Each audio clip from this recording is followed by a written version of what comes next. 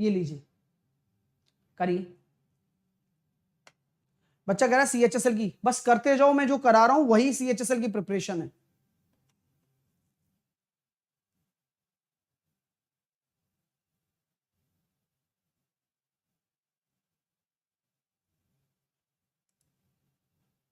तो ये काफी इंटरेस्टिंग क्वेश्चन है डियर। क्या बोला जा रहा है, प्लीज थोड़ा सा ध्यान देना और क्वेश्चन को समझना। सरकम सेंटर बोला गया है ABC के,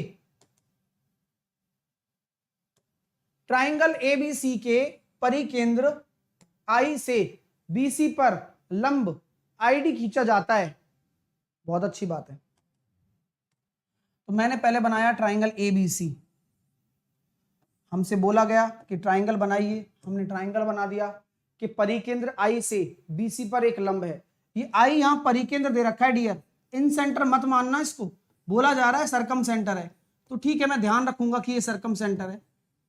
और उससे क्या किया, यहां एक परपेंडिकुलर डाल दिया BC पर, I से एक परपेंडिकुलर डाल दिया BC पर, ID BAC, ये वाला एंगल आपको दे रखा है 60 डिग्री। तो BID बताओ, BID यानी कि ये वाला एंगल आपको बताना है। मेरे प्यारे विद्यार्थियों, ये वाला एंगल आपको बताना है कि BID कितना होगा। आप जानते हैं कि ये 90 है, यस सर कोई दिक्कत नहीं है।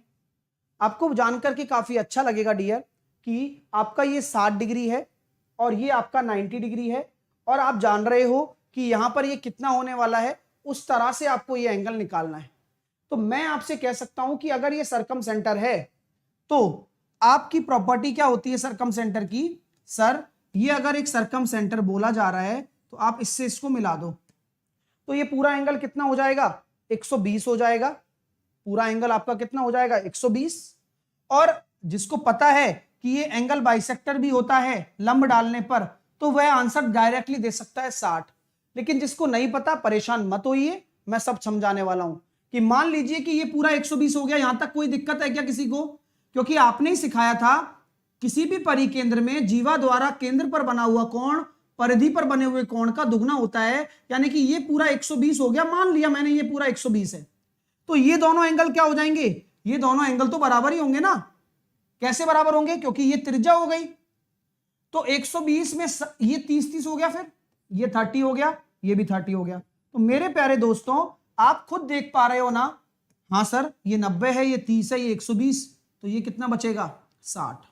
तो आप वैसे भी निकाल सकते हो और वैसे भी निकाल सकते हो, और यहां से ये प्रूफ भी हो गया कि ये अगर आप परिकेंद्र से कभी लंब डालते हो तो वह कोण समद्विभाजक भी होता है।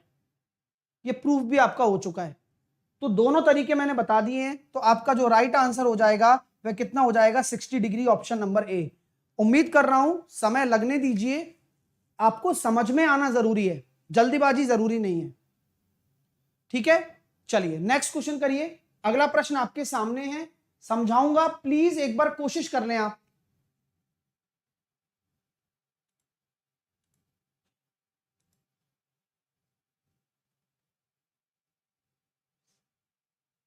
ये काफी इंटरेस्टिंग क्वेश्चन है, सिमिलरिटी वाला लगेगा इसमें केस, है ना।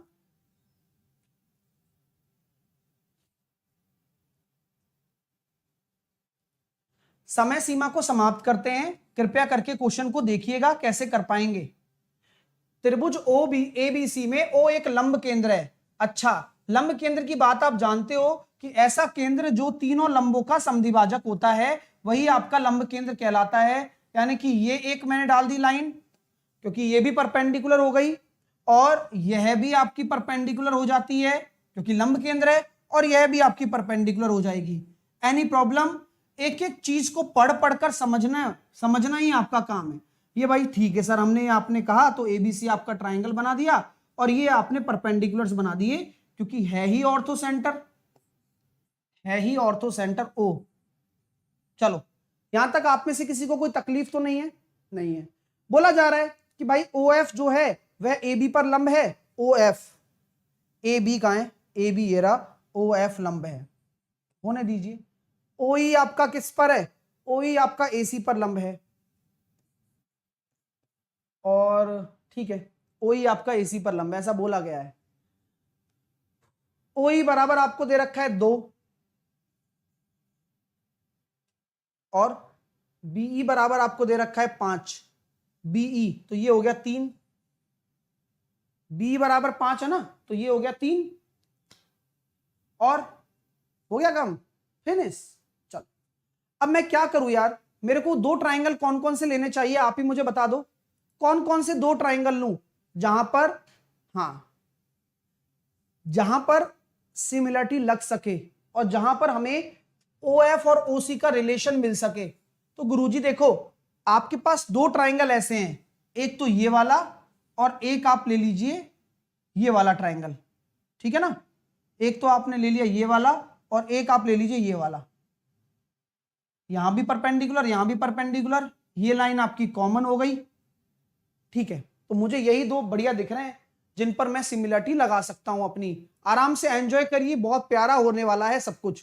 तो मैंने एक ट्राइंगल लिया OBF, ये ले लो या तो, हाँ ये भी ठीक है, OBF, एक ट्राइंगल आप OBF ले लो, ये भी ठीक है। ये छोटा वाला यहां पर ये परपेंडिकुलर हो गया, ये वाला ट्राइंगल, ठीक है, OBF। और यहां मैंने O लिया है यानी कि ये वाला एंगल, तो यहां पर भी मैं किससे स्टार्ट करूं, किससे स्टार्ट करूं, F90 है ना, OCE प्लीज।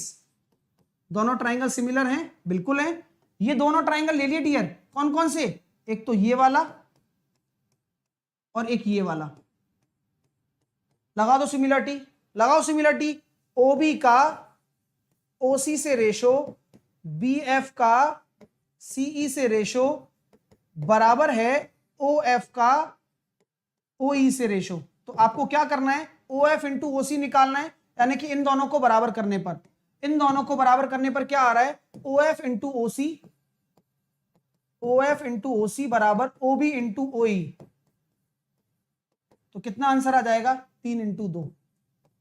तो मेरे दोस्तों अगर ये क्वेश्चन पेपर में आ जाता है तो डायरेक्टली करना है कि अगर किसी भी त्रिभुज में 2 माध्यिकाएं लंब, मतलब सॉरी 2 लंब केंद्र आपस में एक दूसरे को काटते हैं तो उनका रिलेशन क्या होता है, OF इंटू OC बराबर OB इंटू OE, खत्म बात। तो ये मैंने प्रूफ भी करा दिया और यहां पर क्वेश्चन भी बन गया इस पर। कैसा लगा डियर। तो यहां ध्यान रखना, एक एक थ्योरम आपकी प्रूफ भी हो रही है और आप चीजें समझ भी पा रहे हो। किसी को कोई समस्या तो नहीं है, जल्दी से मुझे बता दो, किसी को कोई परेशानी तो नहीं है ना। चलिए चलिए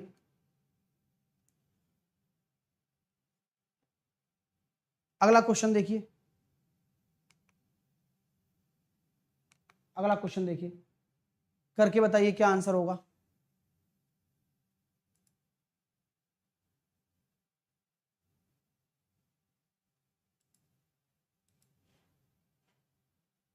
बताओ भाई क्या आंसर होने वाला है।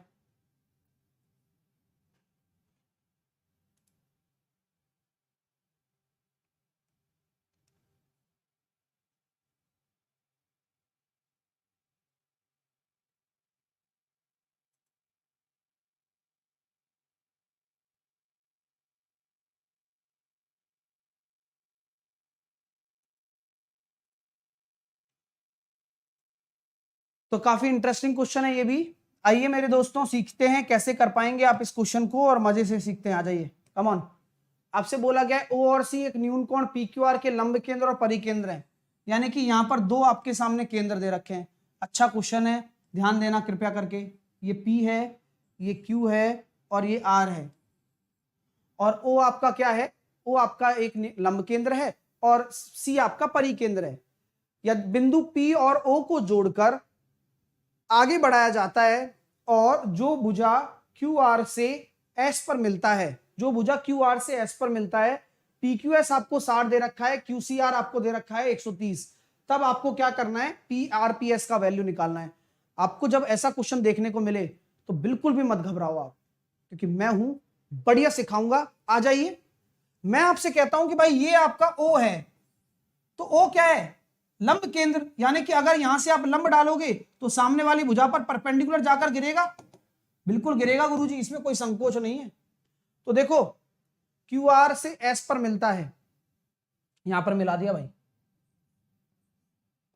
एस पर, ठीक है। बिंदु पी और ओ को जोड़ने वाली, है ना, बिंदु पी और ओ को जोड़ने वाली क्यू आर को एस पर मिलता है।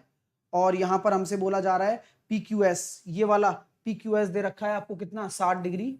बस एक बार बस डायग्राम बना लेते हैं और हो गया काम। फिर क्यू सी आर यानी कि एक सी भी होगा, यानी कि यहां कहीं मैंने आपका परिकेंद्र मान लिया और आपसे बोल रखा है क्यू सी आर। ये ध्यान रखना ये परिकेंद्र है, मैं हर चीज बताऊंगा, बिल्कुल बेफिक्र रहें। ये आपका क्या है, परिकेंद्र है। परिकेंद्र क्यों बता रहा हूं बार बार, क्योंकि परिकेंद्र की प्रॉपर्टी होती है ना, वो सब काम आने वाली है यहां पर।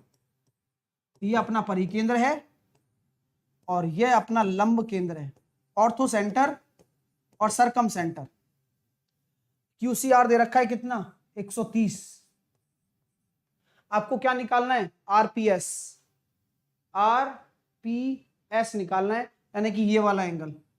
मेरे प्यारे विद्यार्थियों कृपया करके ध्यान दें, बहुत ही अच्छे तरीके से बताने वाला हूं आप लोगों को। आप मुझे ये बताएं कि सर आधा काम तो आपने सॉल्व कर दिया, क्योंकि ये अगर आपका सेंटर पर बना हुआ कोण है तो यहां पर बना हुआ कोण कितना होगा भाई, परिकेंद्र पे सेंटर का बना हुआ कोण ये है, तो यहां पर बना हुआ कोण 65 होगा पूरा। अब ये 65 है और ये 60 है, तो ये आर कितना हो जाएगा पूरा, पूरे आर की बात कर रहा हूं, पूरे आर की। क्वेश्चन सॉल्व करो यार, एंजॉय करो। तो 60 और 65 125, 125 और 5 130 और 50, ये हो गया 55। तो ये हो गया पूरा 55। अब देखो आपको ये एंगल निकालना है ना, इस ट्राइंगल को ले लो केवल, ये 90 डिग्री, ये 55 डिग्री, ये निकल जाएगा। तो 90 और 55, ये 90 है और ये 145, 145 बचा कितना 35। कैसा लगा डियर, पूरी एक्सरसाइज करवा देगा दिमाग की। अगर आपके कंसेप्ट क्लियर हैं, अगर आप समझना चाहते हो, अगर आप सीख रहे हो, तो कितना प्यारा कॉन्सेप्ट हो गया। यही होता है, कितना जोरदार तरीका था। यहां परिकेंद्र देने का मतलब परिकेंद्र पर बना हुआ कोण दे दिया उसने, दिमाग चलना चाहिए कि ये निकल गया 65, ये था 60, ये निकल गया 55। अब लंब केंद्र वाले को ले लो अब, क्योंकि ये ट्राइंगल का 90 पता है, 55 पता है, ये निकालना है 35। नेक्स्ट अगला प्रश्न करिए।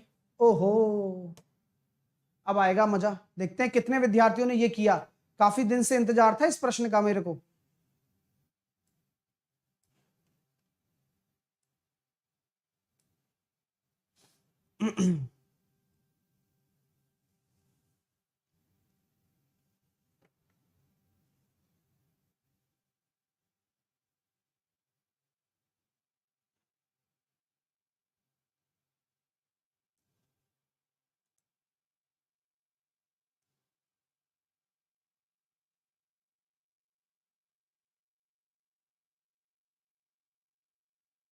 चलिए आइए भैया,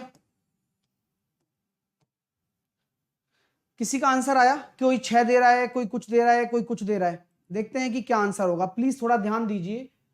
पूर्णांक भुजाएं, यानी कि आपकी तीनों भुजाएं क्या होनी चाहिए, इंटीजर होनी चाहिए। आपकी तीनों भुजाएं क्या होनी चाहिए, इंटीजर होनी चाहिए, पूर्णांक होनी चाहिए। त्रिभुज की परिधि, त्रिभुज की कितनी भुजाएं होती हैं डियर, आपने कह दिया कि मान लीजिए आपका त्रिभुज है ए बी सी, इसकी 3 भुजाएं हो गई, एक हो गया ए, बी हो गया और सी हो गया।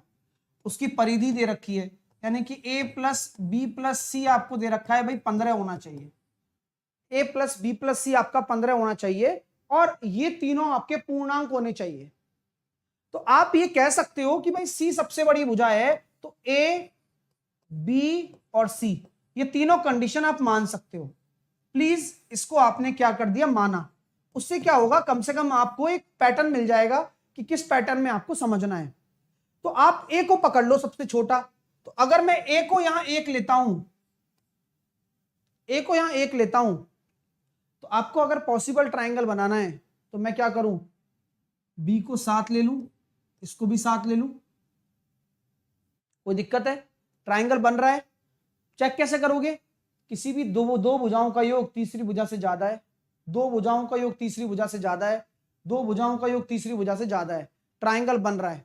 अगर मैं मान लेता हूं यहां 2 ले लिया तो यहां 6 ले लो, तो 2 और 6 8 और 7 15, क्या ट्राइंगल बन रहा है, दो भुजाओं का योग तीसरी भुजा से ज्यादा है, दो भुजाओं का योग तीसरी भुजा से ज्यादा है, बन रहा है, टेंशन नहीं लेने का। अगर मैं कहता हूं यहां 3 ले लूं, 3 और 6 9 और 6 15, और आप कहोगे सर 3 ले रहे हो तो एक और देखो कोई, 5 और 7, ये भी बनेगा। 3 से 2 बन गए, कैसे बन गया देखो, दो भुजाओं का योग तीसरी भुजा से ज्यादा है, दो भुजाओं का योग तीसरी भुजा से ज्यादा है, ठीक है कोई दिक्कत नहीं है। 4 से देखते हैं, 4 फिर 4 और फिर 7 बन रहा है, उसके बाद 4 5 और 6 बन रहा है, कोई दिक्कत नहीं।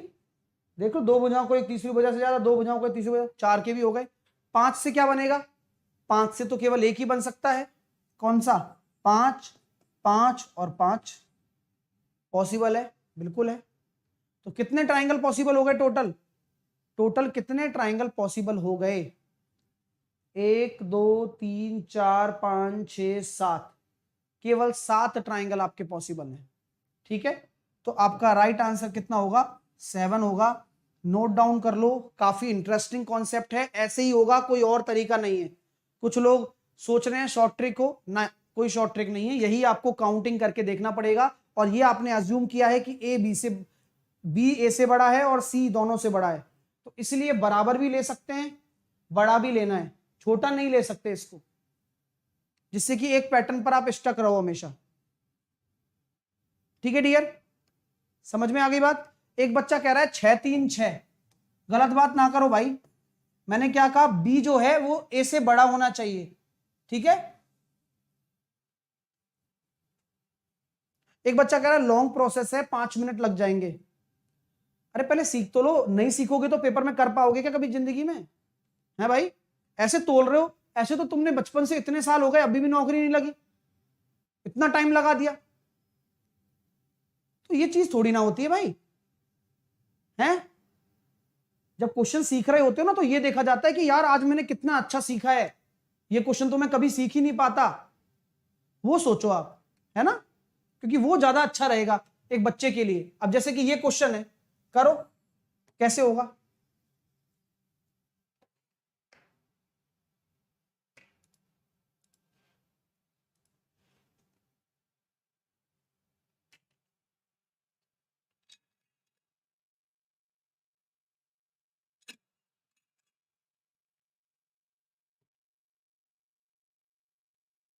अब ये अभी आया था CHSL 2020 में, 2020 का पेपर में 21 में पूछा गया है ये,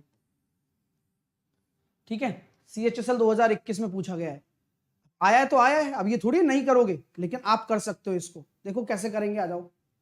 बोला जा रहा है कि ABC में एक्स वाई जेड 3 भुजाएं हैं जो पूर्णांक में है, बोला जा रहा है x इंटू जेड बराबर 12, तो कितने पॉसिबल ट्राइंगल होंगे। तो पहले तो ये देखो कि कोई दो भुजाओं के, किसी ट्राइंगल में किन्हीं दो भुजाओं के कॉम्बिनेशन क्या क्या बन सकते हैं।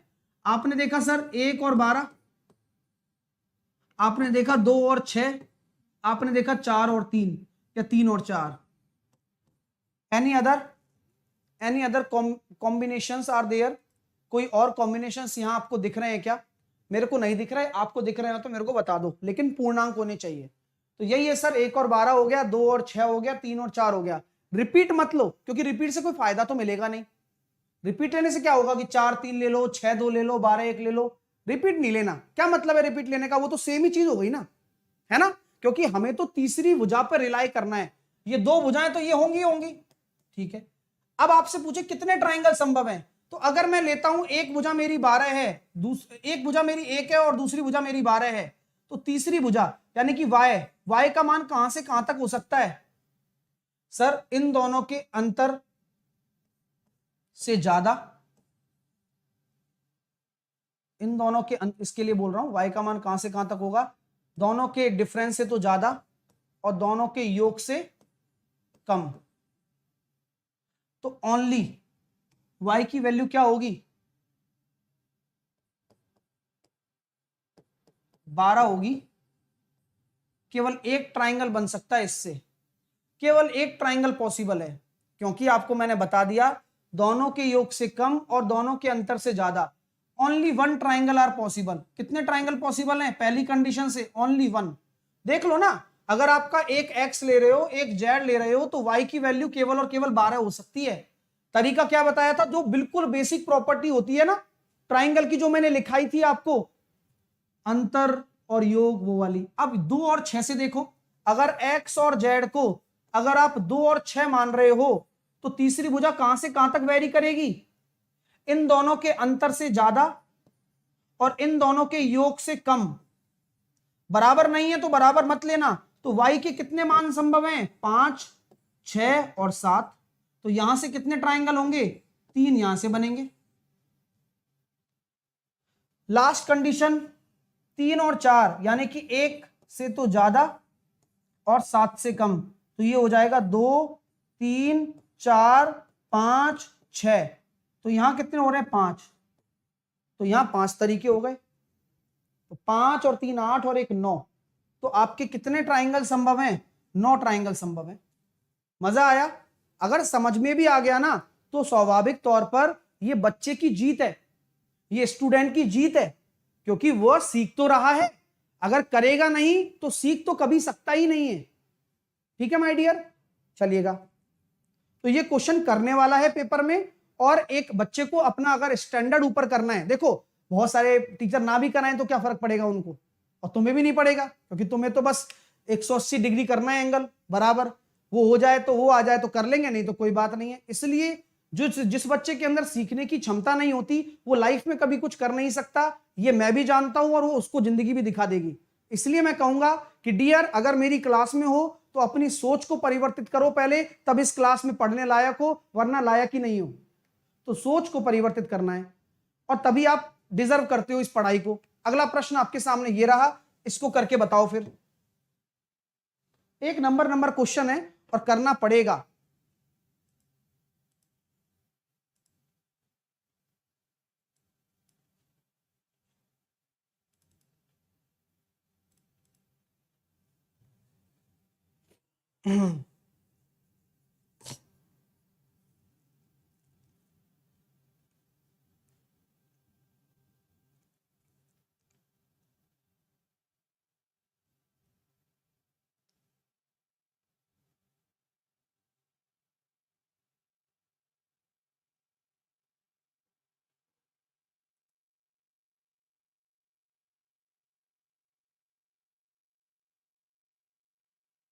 एक नंबर औसम प्रश्न है, और वो विद्यार्थी जिसका दिमाग चलता है और क्वेश्चन को करते वक्त चलेगा, वही इस चीज को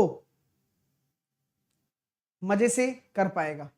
आइए, एक त्रिभुज की परिधि आपको दे रखी है सर, होने दो, लेकिन त्रिभुज में कोणों में से, त्रिभुज में कोणों में से, अब मुझे पता नहीं कि कैसा त्रिभुज है, मैंने तो एक त्रिभुज बना दिया, लेकिन इतना मजा आएगा ना यार इस क्वेश्चन को करने में कि आप भी कहोगे वाह ताज। यार वो ऐड आना बंद हो गया ना, चलिए, जैसे हम टीवी देखते नहीं है। त्रिभुज के कोणों में से एक नियमित षटभुज के बाह्य कोण के बराबर है। तो 360/60, 360/6, यानी कि एक कोण आपका क्या है? 60 डिग्री।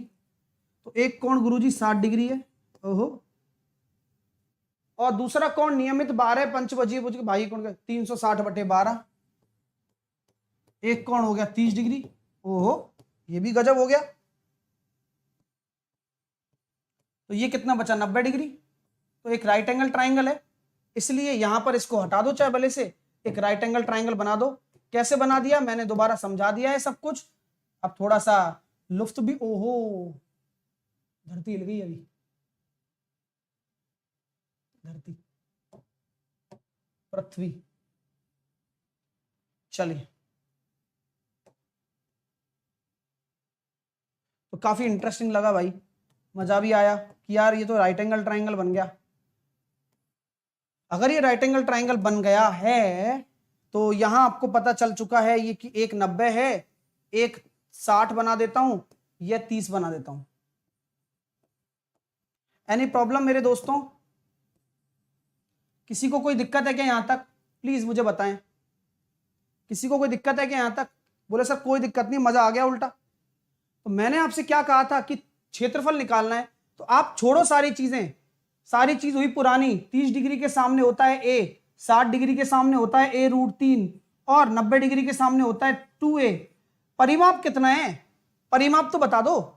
तो सर परिमाप हो गया 3a प्लस ए रूट 3 और क्वेश्चन में किसके बराबर है 6 प्लस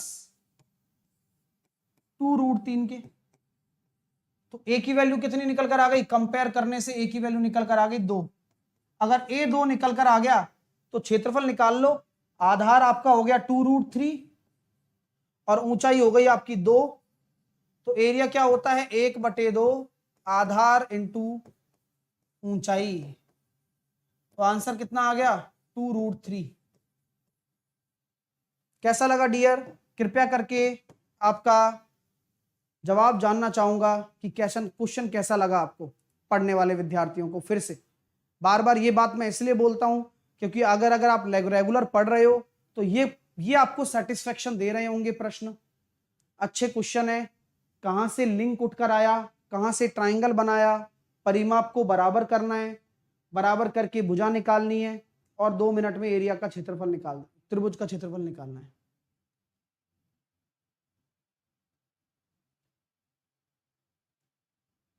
ठीक है, चलिए अगला क्वेश्चन करिए डियर।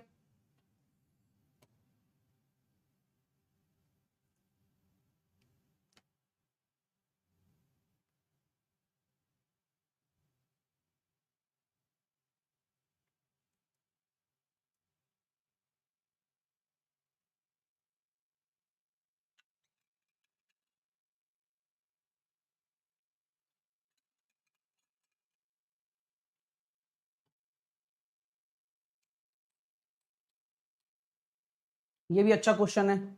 आइए, बोला क्या जा रहा है कि एक न्यून कोण समद्विबाहु त्रिभुज की दो भुजाएं आपको दे रखी हैं 10 और 16। दो भुजाएं दे रखी हैं 10 और 16। अब एक समद्विबाहु त्रिभुज है तो आप जानते हैं डियर, दो भुजाएं तो वो बराबर होंगी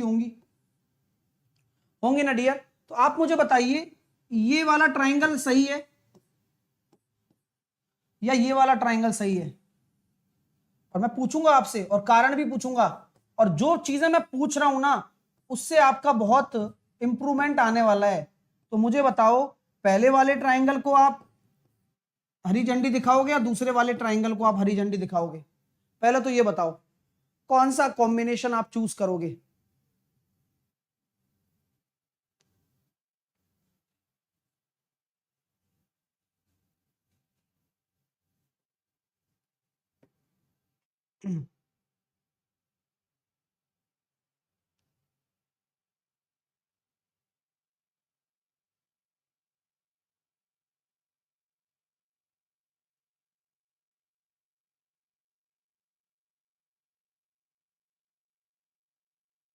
चलिए, तो कौन सा चूज करोगे और आंसर क्या दोगे बताओ। तो क्या हम ये कह सकते हैं क्या आप लोगों से सर कि पहले हम चेक करेंगे सर कौन सा ट्राइंगल हमारा बन रहा है, और अगर जो ट्राइंगल हमारा बनेगा उसी के अकॉर्डिंग हम चेक कर पाएंगे कि वो लेना है या नहीं लेना है। सो कैसे करें,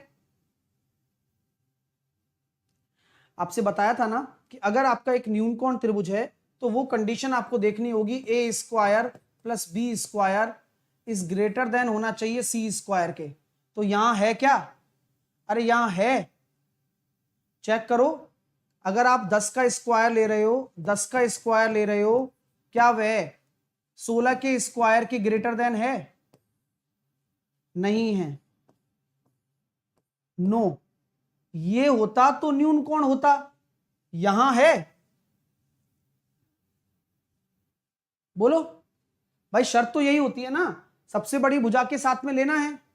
तो कहां है, तो यहां हम कह सकते हैं कि आपकी जो तीसरी साइड होगी सेकंड वाला वो डिजर्व करता है, फर्स्ट वाला डायग्राम गलत है।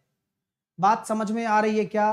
तो पहले तो जो फर्स्ट कह रहे हैं वो गलत हैं सब, क्योंकि फर्स्ट तो होगा ही नहीं, क्योंकि फर्स्ट एक न्यूनकोण त्रिभुज थोड़ी दिख रहा है। न्यूनकोण त्रिभुज की कंडीशन होती है कि A square plus B square is greater than C square होना चाहिए, C is the largest side. तो ये सेटिस्फाई कर रहा है, तो सेकंड वाला लेंगे। तो पहला तो ट्विस्ट ये था इस प्रश्न में। आइए भाई, आओ, मजा आ रहा है ना, ये दिमाग खुल रही है चीजें। भाई नहीं होता भाई, गलत हो जाए तो कोई बड़ी बात नहीं है, लेकिन सीखना बड़ी बात है। तो सर बहुत बढ़िया चीज आ गई सीखने में, मजा आ गया। तो सेकंड वाला हम ले लेंगे क्योंकि वो हमारा सेटिस्फाई कर रहा है। अब ये हमारा आइसोसेलेस ट्रायंगल बनेगा और इसका एरिया आपको निकालना है। तो कैसे निकलता है, हीरो का फॉर्मूला लगा दो या डायरेक्टली फॉर्मूला लगा दो। तो हीरोज का फॉर्मूला लगा दो, यस डायरेक्टली लगा दो। अब तो आसान हो गया। अर्ध परिमाप 16 और 16 32 और 10 42/2 21 हो गया। अर्ध परिमाप हीरो का फॉर्मूला कैसे लगाते हैं, S इंटू एस माइनस ए। 21 इंटू 21 में से 10 गए तो 11, 21 में से 16 गए तो 5 5, तो 5 5 25 का 5 आ जाएगा और अंदर आएगा 231। तो 5 अंडर रूट 231। कैसा लगा डियर प्रश्न, कैसा लगा? ये वो प्रश्न है जो आपके दिल और दिमाग दोनों को सेटिस्फाई कर रहे होंगे अगर आप एक पढ़ने वाले छात्र हैं तो।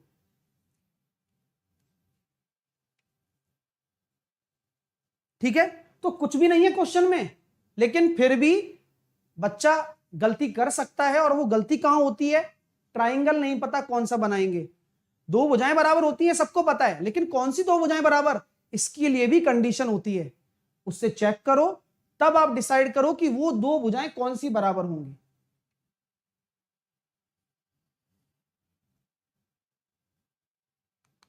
नेक्स्ट,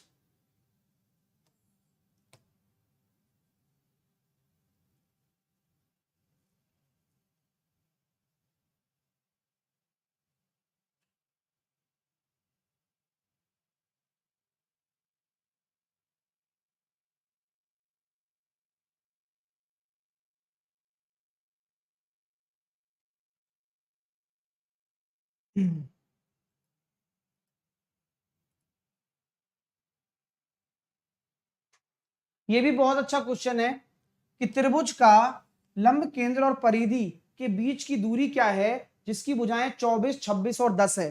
क्या वो ट्रिपलेट है? साफ साफ दिख रहा है कि जी बिल्कुल सर ये ट्रिपलेट है, यानी कि यह एक राइट एंगल ट्राइंगल बनेगा। और राइट एंगल ट्राइंगल में किसी भी त्रिभुज का हम कह सकते हैं कि भाई ये 10 मान लो है, या फिर कुछ भी मान लो, ये 10 मान लो, ये 24 मान लो और ये 26 मान लो। जैसा कि आपको भली भांति पता है कि ये एक अगर राइट एंगल ट्राइंगल है मेरे दोस्तों, तो लंब केंद्र कहां होगा, 90 डिग्री पर। ये आपका लंब केंद्र हो गया। और आपका परिकेंद्र कहां होगा, परिधि के है ना, बिटवीन सरकम सेंटर। ये परिधि नहीं आएगा, परिकेंद्र आएगा। तो परिकेंद्र कहां होगा, इसका आधा यानी कि 13 पर। तो यही तो पूछा गया, उनके बीच की दूरी 13 ही होगी, ये आप जानते हैं, क्योंकि यही तो आपकी सरकम रेडियस भी तो है। तो ये भी 13 है, ये भी 13 है और ये भी 13 है, because this is the सरकम centre.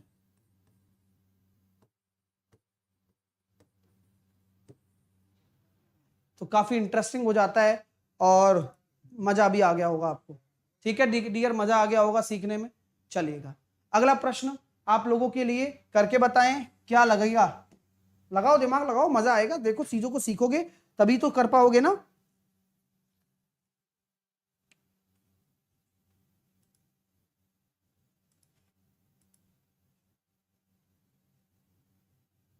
मेरे को अच्छे से याद है लास्ट टाइम जब लॉकडाउन लगा था तब भी ज्योमेट्री की प्रैक्टिस चल रही थी और अब भी ज्योमेट्री की प्रैक्टिस चल रही है। याद आ रहा है किसी को?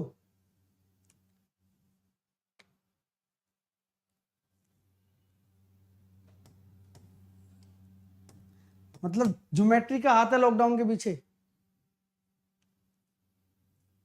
चलिए, तो क्या हम ये कह सकते हैं कि पी क्यू आपका समांतर है आर एस के?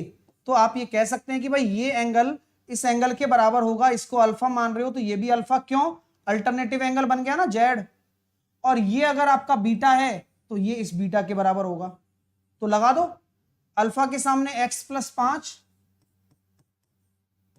इस वाले अल्फा के सामने 1 बराबर इस बीटा के सामने 13x माइनस 31 और इस बीटा के सामने x माइनस 2।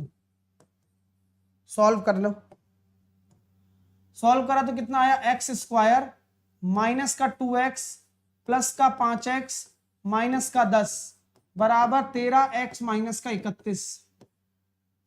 एक्स स्क्वायर ये हो गया प्लस का 3 और माइनस का 13 माइनस का 10x प्लस का 21 बराबर 0। तो 21 के ऐसे टुकड़े कर दो कि 10 आ जाए, 7 और 3 दोनों ही आंसर होंगे। Option number C, both will be your right answer. Clear? Clear हो गया भाई साहब? समझ में आ गई बात? मजा आ गया? आना चाहिए, यही तो बात है। अगला प्रश्न करिए, काफी इंटरेस्टिंग क्वेश्चन है, देखता हूं कौन करके दिखा सकता है।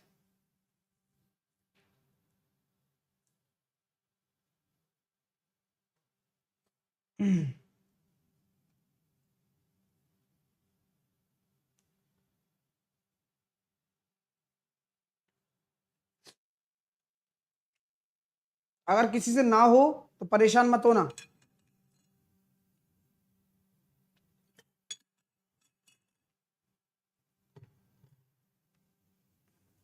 क्योंकि ये भी क्वेश्चन एक लाजवाब है। चलिए आइए डियर, समकोण त्रिभुज पी क्यू आर एक ऐसा है, समकोण त्रिभुज पी क्यू आर, यहां पर आपको पी आर क्यू दे रखा है, यानी कि पी क्यू आर, यानी कि ये आपका 90 डिग्री है।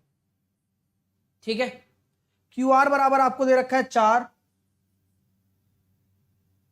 टी क्यू आर पर एक बिंदु है, टी क्यू आर पर एक बिंदु है, यहां कहीं होगा कोई टी।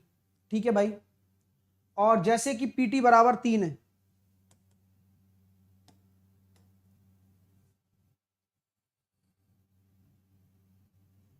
पीटी बराबर 3 मैंने बना दिया। और कृपया करके ध्यान देना बस इस क्वेश्चन पे, मैं बार बार कृपया कर रहा हूं, बहुत आसानी से बता रहा हूं चीजों को, प्लीज। ये 4 पूरा आइडिया है ना, ध्यान रखना, ये 4 है जो पूरा है पूरा, ये आपका 3 दे रखा है। ठीक है, और बस बोला गया है कि त्रिभुज पी क्यू टी की परिधि त्रिभुज पी टी आर की परिधि बराबर है। तो पी क्यू टी का पेरीमीटर पी आर टी के पेरीमीटर के बराबर है, तो Q T upon T R निकालें। प्लीज थोड़ा सा ध्यान दें और अच्छे से समझें, मैं बहुत अच्छे से समझाऊंगा, आप टेंशन मत बिल्कुल भी मत लो। अच्छा, पी क्यू टी की परिधि लिखो सब। तो सर पी क्यू टी में क्या लिखूंगा? पी क्यू लिख दूंगा, क्यू टी लिख दूंगा और पी टी लिख दूंगा।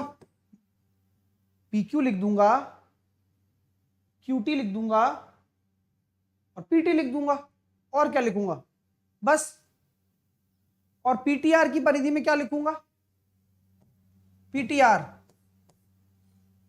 पीटीआर पीटीआर, तो मैं पीटी लिख दूंगा, टीआर लिख दूंगा और पीआर लिख दूंगा, यही सब लिखूंगा ना? बिल्कुल लिखूंगा ना। यहां से क्या कट गया सर? यहां से आपका पीटी से पीटी कट गया, यानी कि आपका निकल कर आया P Q plus Q T बराबर T R plus P R. Any problem मेरे दोस्तों? यहां तक आप में से किसी को कोई आपत्ति है क्या? मुझे बताओ, और प्लीज समझते जाओ, क्योंकि जिनको समझना है उनके लिए ये एक तरीके से एक डेली सोप है, जहां पर कोई बात कर रहा होता है कमरे में और यहां पर बगल में बैठ के सुन रहा होता है और वो निकल जाता है तो उसको दिखाई भी नहीं देता। तो ये वही है, सस्पेंस बना के रखते हैं बेमतलब वाला। ठीक है, तो प्लीज उसी तरह से आपको ये देखना है, इंटरेस्ट लेकर, तब भी देखते हो ना उसको। हाँ आओ, तो मैं ये कह रहा हूं सर, देखो पी क्यू आपका क्या है? हाइपोटेनस है, तो क्या वह निश्चित तौर पर बड़ा होगा पी आर से? मैं कह सकता हूं कि सर पी क्यू आपका डेफिनेटली पी आर से बड़ा होगा, इसमें कोई दो राहा है नहीं है, इसमें कोई दो राहा है नहीं है। इसी प्रकार क्या मैं कह सकता हूं आर टी जो है, आर टी वह भी बड़ा होगा आपका क्यू टी से? बोलो, आर टी भी बड़ा होगा आपका क्यू टी से? बोलो बोलो यार।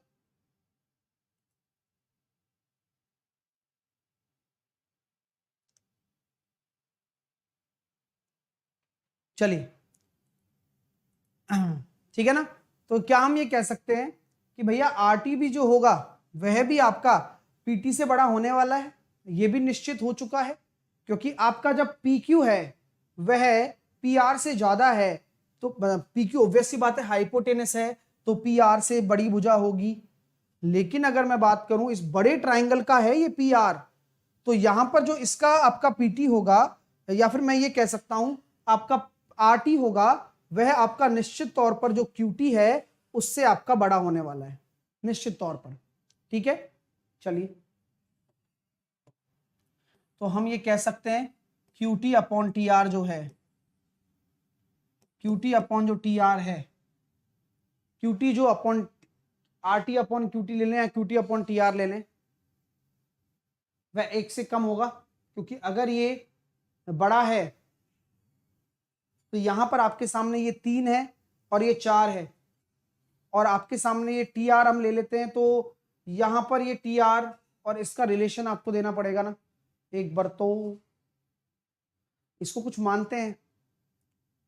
पीटी आपका 3 है, पीटी आपका 3 दे रखा है, तो मैं ये कह सकता हूं पीटी अगर आपका 3 है तो जो आरटी होगा वह 3 से छोटा ही होगा, ये तो निश्चित है।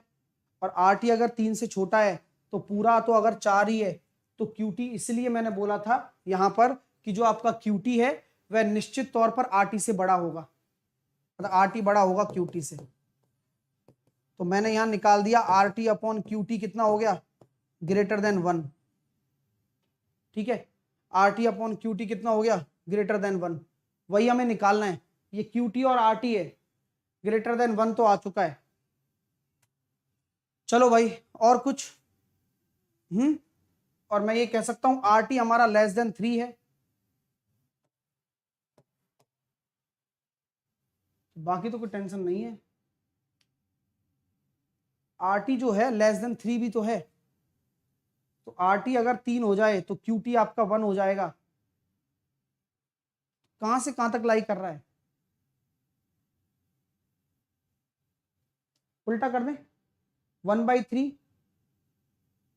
आई थिंक सी आंसर आएगा ना, या बी आएगा, बी आएगा।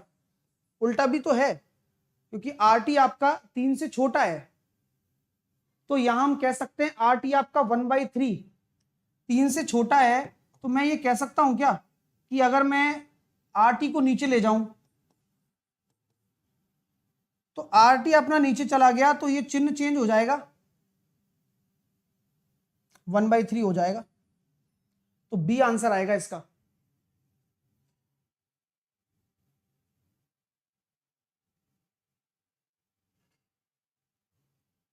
है ना, थोड़ा सा गड़बड़ है, देखते हैं, कोई तो गड़बड़ है भाई। P Q plus Q T, P Q plus Q T, थोड़ा इनइक्वलिटी वाला टाइप है ना। R T is greater then Q T हो गया, तो are T upon Q T is greater then 1, तो Q T upon R T is less than 1 होना चाहिए। सही है, बी आएगा, बी आएगा आंसर। ठीक है, और अगर किसी को कोई डाउट भी है तो मैं अगले क्लास में इसको डिस्कस कर लेंगे और डिटेल में, मैं भी इसको थोड़ा ढंग से देखूंगा एक बार और, है ना। चलिए, अगला क्वेश्चन करो, इतने फटाफट करो आराम से, क्या आएगा आंसर, बढ़िया क्वेश्चन है।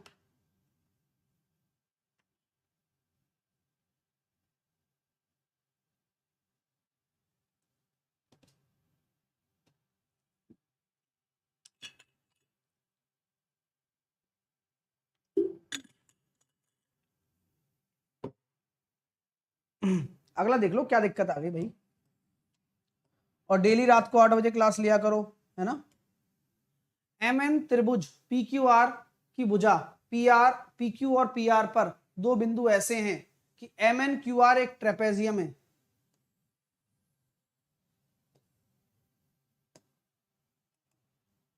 क्या बोला जा रहा है, M N P Q R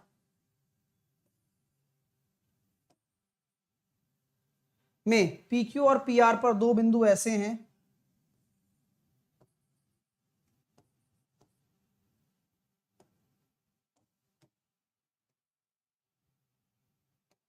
P Q और पी आर पर दो बिंदु ऐसे हैं जहां पर mn और qr का रेशो आपको दे रखा है, कितना दे रखा है डियर, 2:5। ठीक है, PMN और MNQR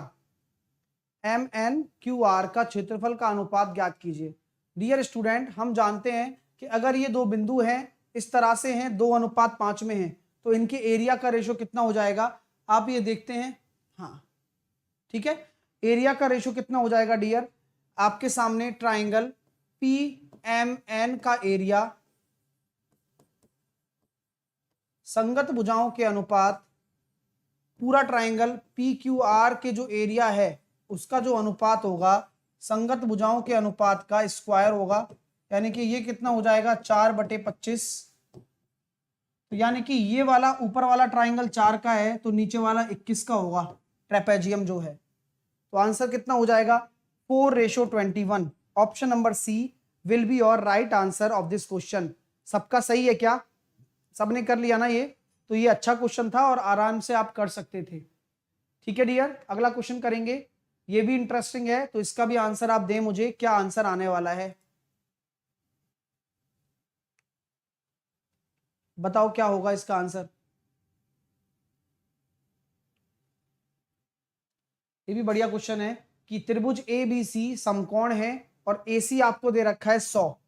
त्रिभुज ABC समकोण है और AC पूरा आपको दे रखा है 100। ठीक है, और AD, DE, EF और FC का मान ज्ञात करें, BD square plus BE square plus BF square. ठीक है, BD square plus BE square plus BF square में सेंटीमीटर में कितना होगा, अगर बराबर है तो, ये सब बराबर है तो। यार ये बहुत लेंदी क्वेश्चन है, बहुत बड़ा है, तरीके से करना पड़ेगा और सीखना भी पड़ेगा, है ना डियर। आपसे मैं ये कह सकता हूं कि हर किसी में आपको अपोलिनियस थ्योरम अप्लाई करनी है, दमादम अपोलिनियस थ्योरम लगेगी। समझ में आ रही है बात। सर ऐसा क्यों बोल रहे हो आप, भाई ऐसा इसलिए बोल रहा हूं क्योंकि देखो अगर आप इस ट्राइंगल को लोगे तो ये आपकी माध्यिका हो जाएगी, बोलो हाँ या ना, और आपको इसी का स्क्वायर तो निकालना है माध्यिका का, ये भी आपकी क्या है, एक माध्यिका है अगर आप इस ट्राइंगल को लेते हो तो, और अगर आप इस ट्राइंगल को लेते हो तो ये भी आपकी एक माध्यिका है। तो 3 बार आपको अपोलिनियस थ्योरम लगानी है। क्या लगानी है डियर, 3 बार आपको अपोलिनियस लगानी है। तो ये काफी इंटरेस्टिंग क्वेश्चन हो गया, कृपया करके ध्यान दें कि कैसे कर सकते हैं। मैं हिंट दे देता हूं, टाइम भी हो गया है, हिंट दे देता हूं। मान लीजिए पहले मैंने क्या ले लिया, ये वाला ट्राइंगल ले लिया, सुन लो मेरी बात, पहले मैंने ये वाला ट्राइंगल ले लिया है ABE, तो अपोलिनियस थ्योरम क्या लगेगी, AB square plus BE square और बताओ और क्या होगा, 2 टाइम्स ऑफ माध्यिका BD का स्क्वायर, वेरी गुड, और प्लस इसके सामने की भुजा का आधा, सही कह रहा हूं ना, AD का स्क्वायर। तो यहां तक आप में से किसी को कोई तकलीफ है क्या, पहली अपोलिनियस थ्योरम में आपको किसी को तकलीफ है क्या। तो अगर मैं कहता हूं मेरे दोस्तों कि ये अगर पूरा 100 है तो ये पूरा पार्ट 25 25 25 25 हो जाएगा क्या, बोले यार बात तो ठीक है। यानी कि आपको क्या पता है कि BE की वैल्यू कितनी है, BE की वैल्यू बताओ, AC आपका 100 है और BE आपका क्या कर रहा है, ये भी 50 ये भी 50, तो ये आपका क्या है, BE की वैल्यू, AB की वैल्यू और BD की वैल्यू आपको निकालनी है क्योंकि यहां रखोगे आप, और AD की वैल्यू आपकी 25 है। बताओ भाई, बोलो। तो सर E आपका क्या कह सकते हैं, E आपका एक मिड पॉइंट है, बोलो डियर स्टूडेंट्स, अगर E आपका एक मिड पॉइंट है, अगर E आपका एक मिड पॉइंट है तो क्या मैं यहां कहूंगा कि जो BE मेरा होगा क्या होगा, AC का आधा होगा, AC/2 होगा, यानी कि BE की वैल्यू कितनी आ गई, 50 आ गई यहां से। ठीक है माय डियर, समझ में आ रहा है क्या कॉन्सेप्ट। तो काफी इंटरेस्टिंग कॉन्सेप्ट है और आपको 3 ट्राइंगल में अपोलिनियस लगाना है यहां पर, है ना। ये आपका अगर मिड पॉइंट है तो बीई जो होगा वो आपका 50 होगा। तो पहला ट्राइंगल आपने ये चूज कर लिया। दूसरा ट्राइंगल कौन सा लोगे, ये वाला ले सकते हो जहां पर आपको बीई का स्क्वायर निकालना है। ऑलरेडी बीई आपको पता है, ठीक है, ठीक है ना, बीई आपको ऑलरेडी पता है, तो ये आपको पता है। अब आप कौन सा लोगे, ये वाला और ले लो जिसमें आप बीएफ निकाल सको। इस वाले में और लगा दो अपोलिनियस थ्योरम, सेम कॉन्सेप्ट के साथ, बीई का स्क्वायर प्लस बीसी का स्क्वायर बराबर 2 टाइम्स ऑफ बीएफ का स्क्वायर और 25 का स्क्वायर। Any problem? थोड़ा सा लेंदी है लेकिन क्वेश्चन बहुत अच्छा है कंसेप्चुअली देखा जाए तो। ठीक है डियर, तो एक बार इसको ट्राई करना मेरे कहने पर, और क्या करना, इन दोनों इक्वेशनों को फिर आप जोड़ लेना।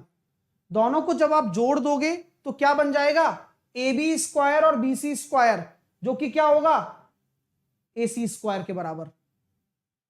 बात समझ में आ रही है क्या, मैं कहां ले जाना चाह रहा हूं, ये बात आपको क्लियर हो रही है? ये बता दो पहले। सर इस ए बी स्क्वायर और बी सी स्क्वायर को कैसे सॉल्व करोगे? अरे वो है ना राइट एंगल ट्राइंगल, तो ए बी स्क्वायर और B C square A C square के बराबर हो जाएगा। इसको एक बार आप ट्राई करना, नहीं आता है तो मैं बताऊंगा। ठीक है डियर, तो ये बहुत प्यारा प्रश्न है। ओके, अब यहां से हम, ये क्वेश्चन था, ये क्वेश्चन आप लोगों ने किया या नहीं किया, जल्दी से बताओ। आइए, ये अगर नहीं किया तो मैं समझा देता हूं, बहुत अच्छा क्वेश्चन है।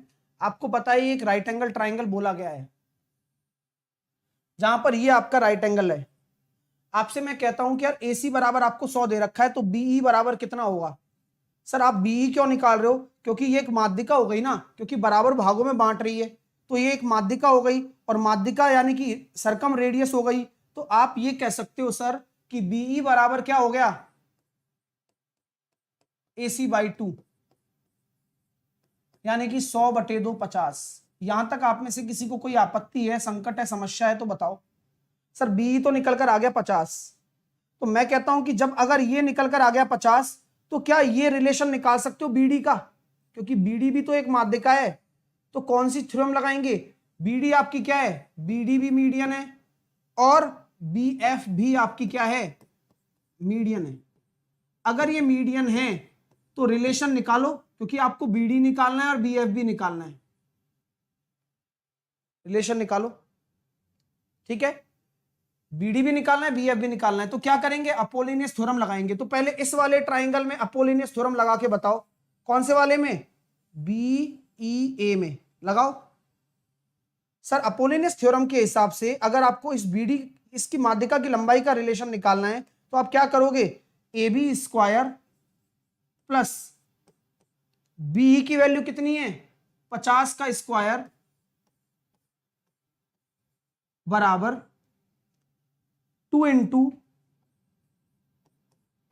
इस BD का स्क्वायर जो कि आपको निकालना है, प्लस यहां से आप कोई भी हिस्सा ले सकते हो, या तो ये ले लो या ये ले लो, DE ले लो या AD ले लो, कोई भी ले लो, लेकिन होगा कितना, सब बराबर हैं, तो 100 का बटे 4, 25 25 25 25, तो ये सारे क्या हो जाएंगे, 25 25 25 25, तो कोई फर्क नहीं पड़ेगा ना।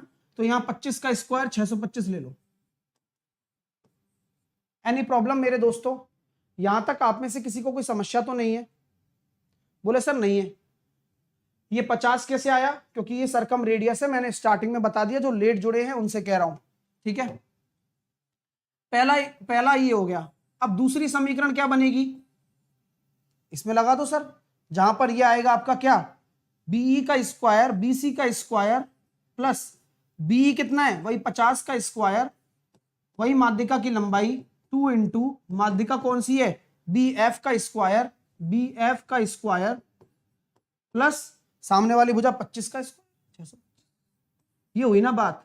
और सर अब आप क्या करोगे, मैं इन दोनों को जोड़ देता हूं, मैं इन दोनों को जोड़ रहा हूं। सर जोड़ रहे हो क्या, तो 1 + 2 करने पर, कृपया करके ध्यान दें, बहुत अच्छा क्वेश्चन है।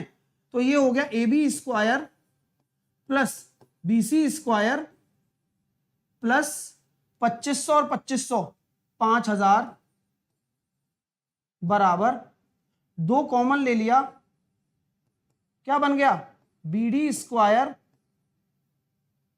बी एफ स्क्वायर, और इनको कॉमन ले लेंगे तो 2 कॉमन निकल जाएगा, 1200, ये हो जाएगा कितना, 1250। सही है क्या, एक बार देखना जरा, यहां तक सही है क्या, किसी को कोई तकलीफ है क्या यहां तक? अब मैं ये कह सकता हूं बाया पाइथागोरस थ्योरम, लंब का स्क्वायर और आधार का स्क्वायर किसके बराबर होता है, ए बी स्क्वायर और बी सी स्क्वायर। बाया पाइथागोरस थ्योरम के हिसाब से आपको मैंने कल भी बताया था, लंब का स्क्वायर और आधार का स्क्वायर हमेशा कर्ण के स्क्वायर के बराबर होगा, यानी कि A B square plus B C square बता लग गया ना, ए सी स्क्वायर के बराबर है। ये हो गई ना बात। सर इससे क्या फायदा होगा हमारा, इससे ये फायदा होगा कि यहां आप A B square A C square लगा सकते हो, यानी कि 100 का स्क्वायर प्लस 5000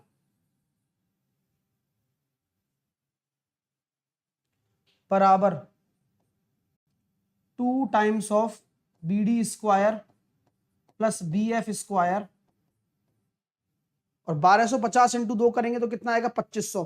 2500 इधर माइनस कर दो आप, तो ये कितना आ गया, 10,000 प्लस 2500 बराबर 2 times of B D square plus B F square. Solve करने पर कितना आ रहा है, 12,500 बटे 2। Very good. तो कितना आ गया डियर, 12,500 बटे 2 का मतलब कितना हो गया बताओ, 6,250। कितना आ गया, बी डी स्क्वायर और बी एफ स्क्वायर। यहां तक आप में से किसी को कोई दिक्कत, कोई तकलीफ है क्या? नहीं। अब आंसर आ गया, बी डी स्क्वायर पता लग गया, बी एफ स्क्वायर पता लग गया, बी कितना है, बी आपका कितना है 50, तो 50 का स्क्वायर और जोड़ देंगे। तकलीफ है क्या? अरे बोल दो तकलीफ है तो, तकलीफ का इलाज भी है, अगर तकलीफ है तो इसका इलाज भी है। तो यहां कितना जोड़ोगे, 50 का स्क्वायर 2500 और जोड़ दो, क्योंकि बीई कितना है 50, तो इसमें 2500 और जोड़ने पर आंसर आ गया 8750। तो काफी लेंदी है, लेकिन ये है भी तो कैट लेवल का क्वेश्चन है ना, तो सीखने को तो मिलेगा ही कि किस तरह से हमने ये पूरा क्वेश्चन सॉल्व किया। अच्छा क्वेश्चन था डियर। आगे चलते हैं, अगला प्रश्न करते हैं। आइए बताइए क्या उत्तर होगा। एक जीवा, एक वृत्त की जीवा उसकी त्रिज्या के बराबर है, तो इस जीवा के द्वारा वृत्त के केंद्र पर बनाया गया कोण क्या होगा। सर नहीं समझ में आया पढ़ने पर, तो मैंने कहा डायग्राम बना के देख लिया करो, कोई शर्म नहीं है। चलिए, किसी वृत्त की जीवा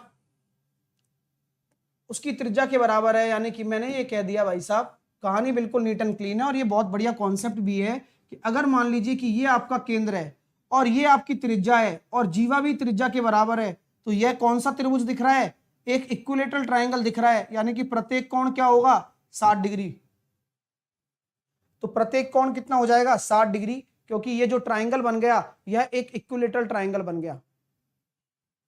ठीक है माय डियर स्टूडेंट, क्या बन गया, इक्विलेटरल ट्रायंगल। अगला प्रश्न करके बताएं, ये भी अच्छा क्वेश्चन है। मैं आपका समय शुरू करता हूं, देखता हूं कि आप कर पाते हैं। एक बार ट्राई करो, नहीं आएगा तो मैं हूं ना।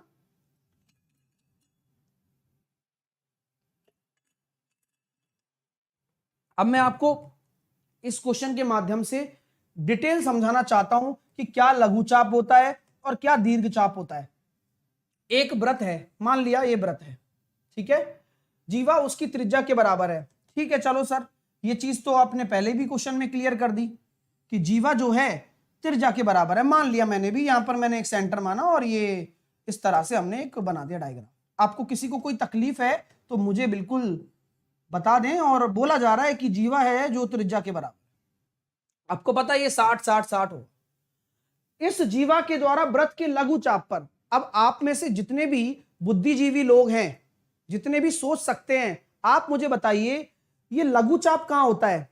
ये वाला पोर्शन होगा, 1 नंबर होगा या 2 नंबर होगा। 1 नंबर 2 नंबर यहां से आया है। ये लघु चाप है और ये दीर्घ चाप है, ठीक है डियर, तो यहां से हम कह सकते हैं क्या सर ये वाला लघु है और ऊपर वाला दीर्घ है, ठीक है ना। तो मैंने क्या कहा कि लघु चाप पर बनाया हुआ कोण पता लगाना है। तो देखो दोस्तों, आप इस जीवा द्वारा दीर्घ चाप पर बना हुआ कोण निकाल सकते हो क्या? अरे सर लघु चाप बोला है, आप दीर्घ चाप पे जा रहे हो बार बार।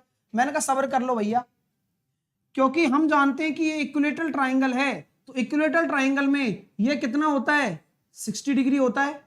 तो किसी भी जीवा द्वारा केंद्र पर बना हुआ कोण परिधि पर बने हुए कोण का दुगना होता है, तो ये 30 डिग्री होगा। तो मेरे प्यारे दोस्तों ये तो दीर्घ चाप है, आपको क्या निकालना है लघु चाप पर बना हुआ कोण, यानी कि ये वाला। तो पहले क्यों नहीं निकाल दिया? क्योंकि हमारे पास दिमाग थोड़ा सा लगाने के लिए कंसेप्ट बिल्डअप होना चाहिए ना। तो मैं आपसे कह सकता हूं क्या कि सर ये पहले क्यों नहीं निकाल दिया? पहले निकल ही नहीं सकता था, जरूरत थी एक साइक्लिक कोऑर्डिनेटर बनाने की। क्या ये एक चक्रीय चतुर्भुज है क्या? पहचान बताओ चक्रीय चतुर्भुज की क्या है? बताओ कि चक्रीय चतुर्भुज वो चतुर्भुज होता है जिसपे चारों बिंदु परिधि पर स्थित हो, है ना, इसलिए चक्रीय चतुर्भुज बनाया है। और ये 30 है, तो ये वाला कितना होगा 150। क्यों? क्योंकि चक्रीय चतुर्भुज की प्रॉपर्टी होती है कि आमने सामने वाले कोण 180 होने चाहिए। तो आंसर क्या होगा 150 होगा। जो 120 दे रहे उन्होंने इसी को चक्रीय चतुर्भुज मान लिया। अरे भाई कैसे हो जाएगा, ये तो केंद्र पर है। चक्रीय चतुर्भुज साइक्लिक क्वाड्रिलेटरल वही क्वाड्रिलेटरल बनता है जहां पर उस चतुर्भुज के चारों बिंदु उस वृत्त की परिधि पर स्थित हों, इसलिए 150 होगा। क्योंकि सामने 30 है तो दोनों का सम 180 होना चाहिए, तो इसलिए 180 हो रहा है, इसलिए 150 हो गया। अगला प्रश्न करेंगे डियर, इसी प्रकार करिएगा डियर, मजा आएगा देखना आपको। चलो दिमाग लगाओ।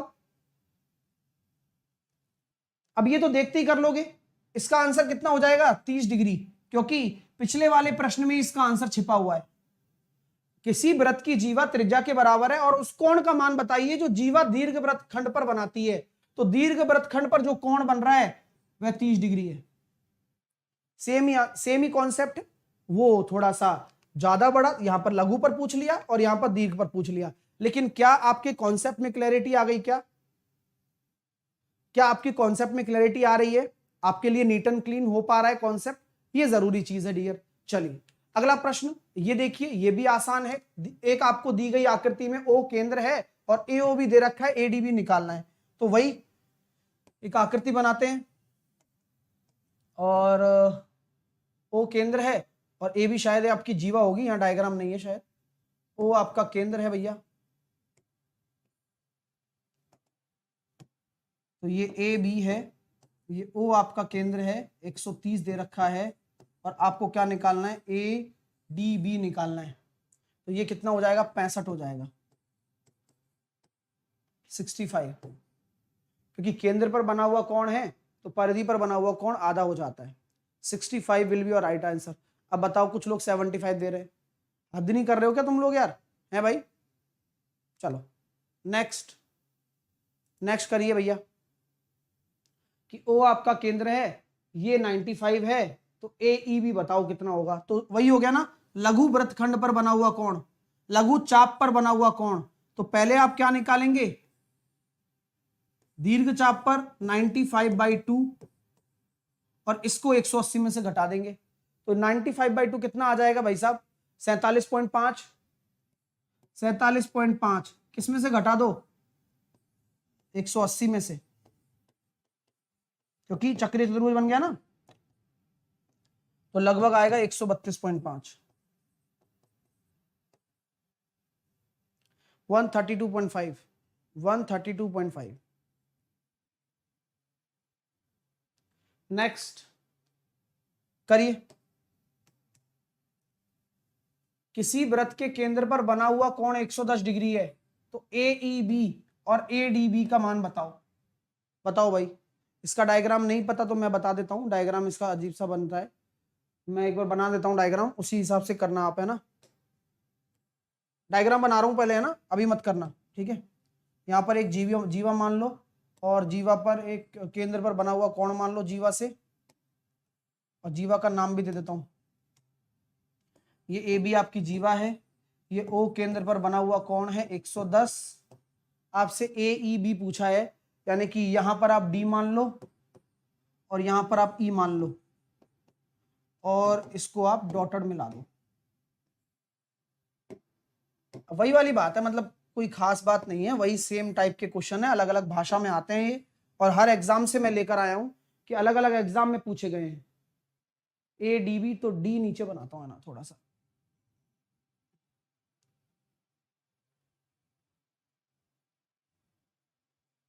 ठीक है चलो जैसा है।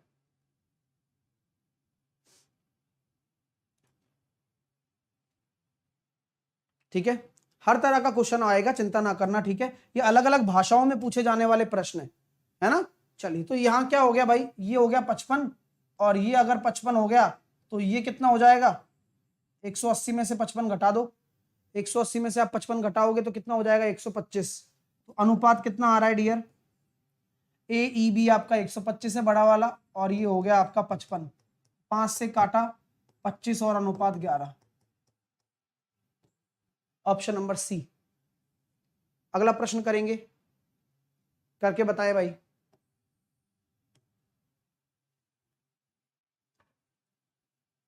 हाँ हाँ, एग्जाम में डायग्राम होगा, चिंता मत करो।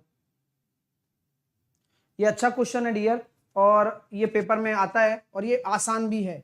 सर कैसे करेंगे, आओ देखो, क्यू ओ आर ये आपको दे रखा है 50, आपसे पूछा है आर पी क्यू, ये पूछा है।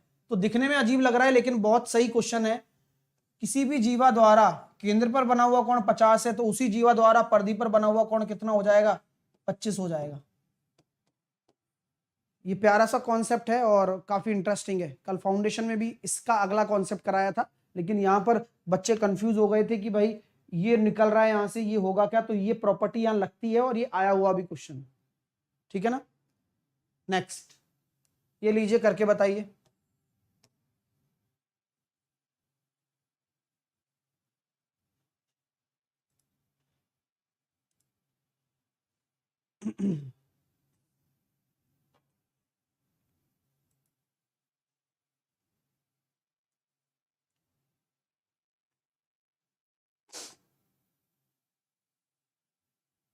ये अच्छा है, कैसे करेंगे आइए।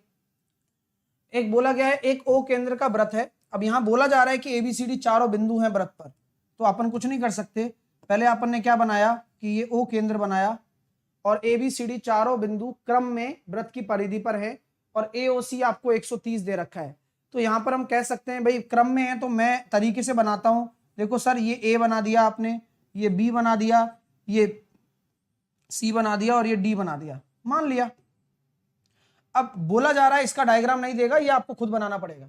अब आपसे बोला गया एओसी, तो मैंने जानबूझकर ऐसा लिया कि एओसी 130 लगे, तो यहां ए और सी ऐसे ही बनेंगे, सिंपल सी बात है। और केंद्र पर बन रहा है, तो ऊपर तो बन नहीं सकता था, न्यून कोण अधिक कोण ही बनाया मैंने जानबूझकर, और ये ऐसे ही आपके दिमाग में चलेगा भी, ठीक है सर। अब आपसे पूछा है एडीसी का माप, एबीसी और एडीसी का अंतर, सेम टाइप का क्वेश्चन आ गया। देखो भाषा अलग अलग है केवल बस। तो ये हो गया 65, और ये कितना हो जाएगा 65, और ये अपने पास हो जाएगा कितना, अगर हम निकालते हैं तो ये 115, और इन दोनों का डिफरेंस आपसे पूछा है, यानी कि 115 माइनस 65, आंसर आएगा 50। क्लियर हो गया। भाषा भाषा का खेल है, लेकिन सर्कल में ये सेम टाइप के क्वेश्चन बनते हैं, लेकिन लैंग्वेज लैंग्वेज का खेल है, जो मैं आपके सामने दिखा रहा हूं सारा, ठीक है। चलिए नेक्स्ट करिए, ये भी अच्छा क्वेश्चन है, छोटा सा है लेकिन काम का है।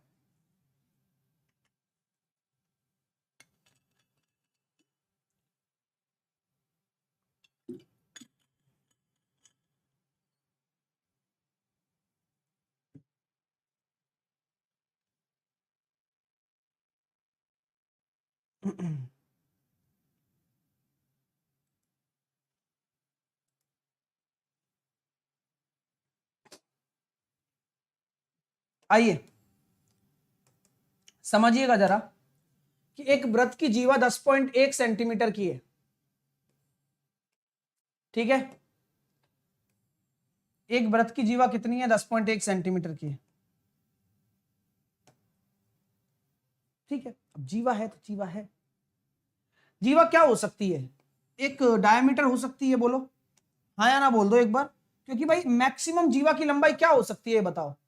अगर मैं मैक्सिमम टू मैक्सिमम बात कर लूं, यानी कि अगर मैं ए बी बात कर लूं, तो मैक्सिमम ए बी बराबर आपका कॉर्ड मैंने मान लिया, और कॉर्ड सेंटर से गुजर रही है, ये 2r के बराबर हो गई, यानी कि 10.1 बराबर आपका 2r, यानी कि r बराबर आपका कितना हो जाएगा, 10.1/2, यानी कि ये मैं कह सकता हूं ये मैक्सिमम होगा। अगर 10.1 अगर हम बात करते हैं तो त्रिज्या की बात की जा रही है। अब अगर ये जीवा व्यास ही हो तो आपकी रेडियस निकल कर आ गई, यहां से कितनी आ गई, 5.05,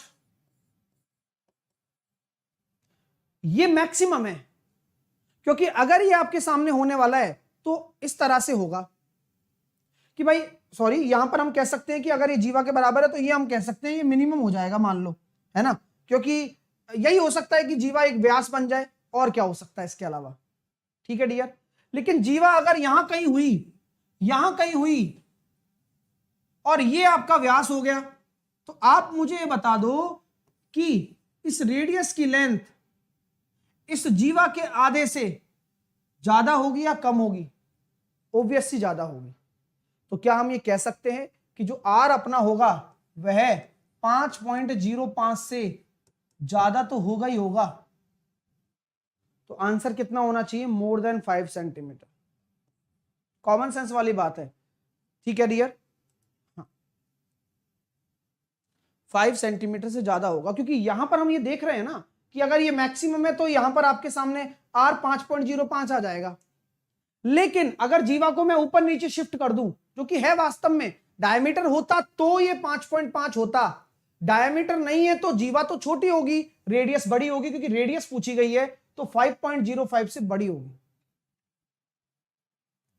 नेक्स्ट करिए, करिए भैया, अच्छा क्वेश्चन है, आराम से करें।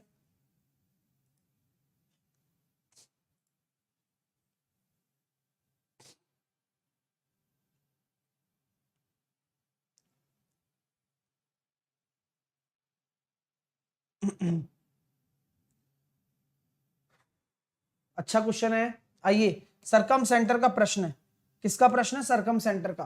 तो ओ है ना, जो ए बी सी का आपका क्या है, परिकेंद्र है,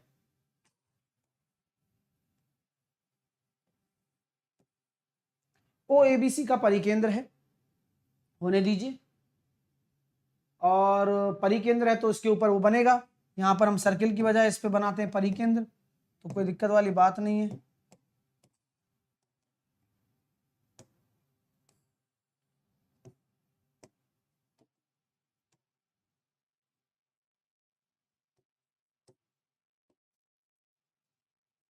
ए बी सी ट्राइंगल है ना, इसलिए बी ए सी ये आपको दे रखा है 85, और बी सी ए ये आपको दे रखा है 55।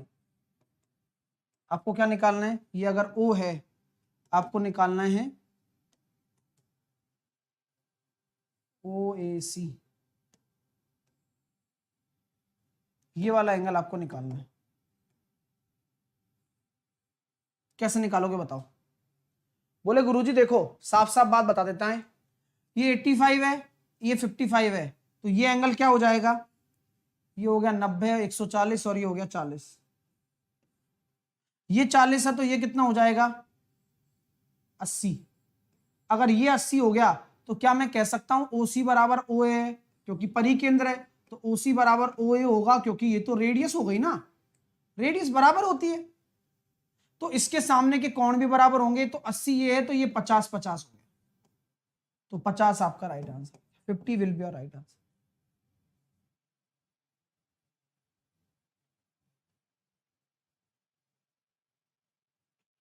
नेक्स्ट, आइए उड़ाइए, करके दिखाइए।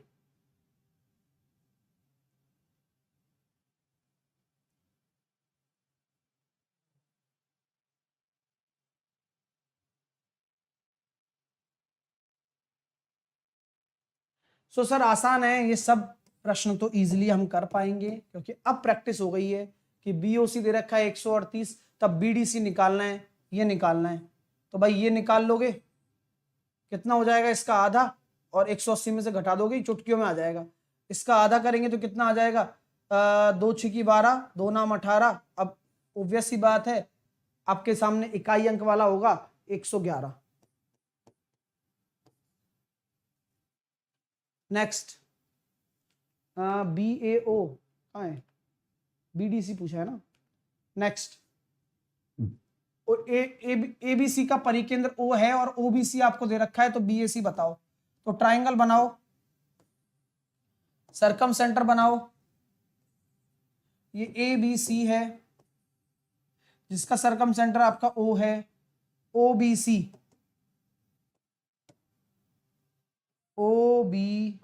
दे रखा है आपको, ये एंगल दे रखा है 35। तो BAC बताओ ये वाला। देखो ये 35 है तो ये भी 35 होगा, ये 70 हो गया, तो ये कितना हो जाएगा 110, तो ये कितना हो जाएगा 55। आ रहा है मजा, मजा आ रहा है क्या? तो तरीके तरीके की बात है, कैसे ही लगा लो। नेक्स्ट ये भी कर दो, सेम टाइप का क्वेश्चन है। ABC का परिकेंद्र S है, एंगल A दे रखा है, BCS निकालना है। तो ट्राइंगल आपने ABC बनाया, बनाओ रफली बनाओ फटाफट। आपको A दे दिया कितना 50 डिग्री, और S आपका परिकेंद्र है।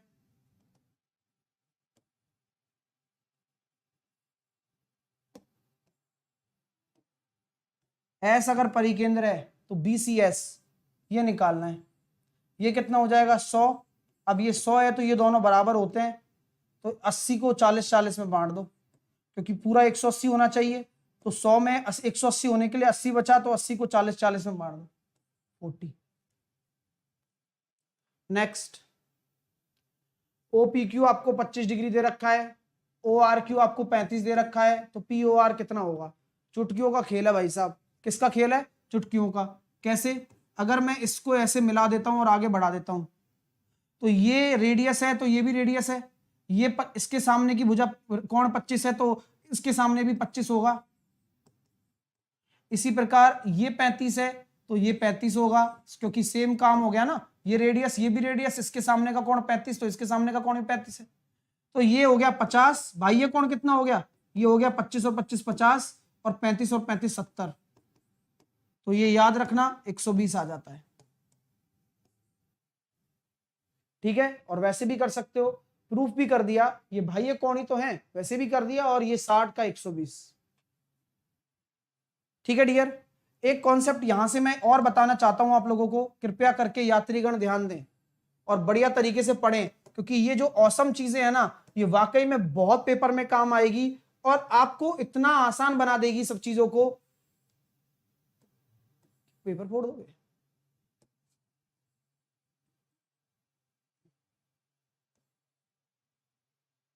यानी कि इस तरह का अगर कोई एक्सप्रेशन आ जाए, इस तरह का अगर कोई एक्सप्रेशन आ जाए जहां पर आपसे ये बोल दिया जाए कि ये x है, ये y है, और ये आपका कितना है z है, तो ये एंगल कितना होगा बताओ? हमेशा याद रखना, इस तरह से बने तीनों एंगल का सम होगा ये। तो कभी कंफ्यूज मत होना और कभी दिक्कत भी मत देना। प्रूफ अगर पूछोगे तो ये बताऊंगा, इसी कॉन्सेप्ट का प्रूफ। ठीक है, जैसे कि पेपर में अक्सर ये प्रश्न आ जाएंगे आपके, जहां पर आपको तकलीफ भी हो सकती है कि x + y z दे दिया जाता है, तो आपसे ये पूछ लिया जाएगा डायरेक्टली कि x y z, और डायग्राम को टेढ़ा कर दे, कुछ भी कर दे।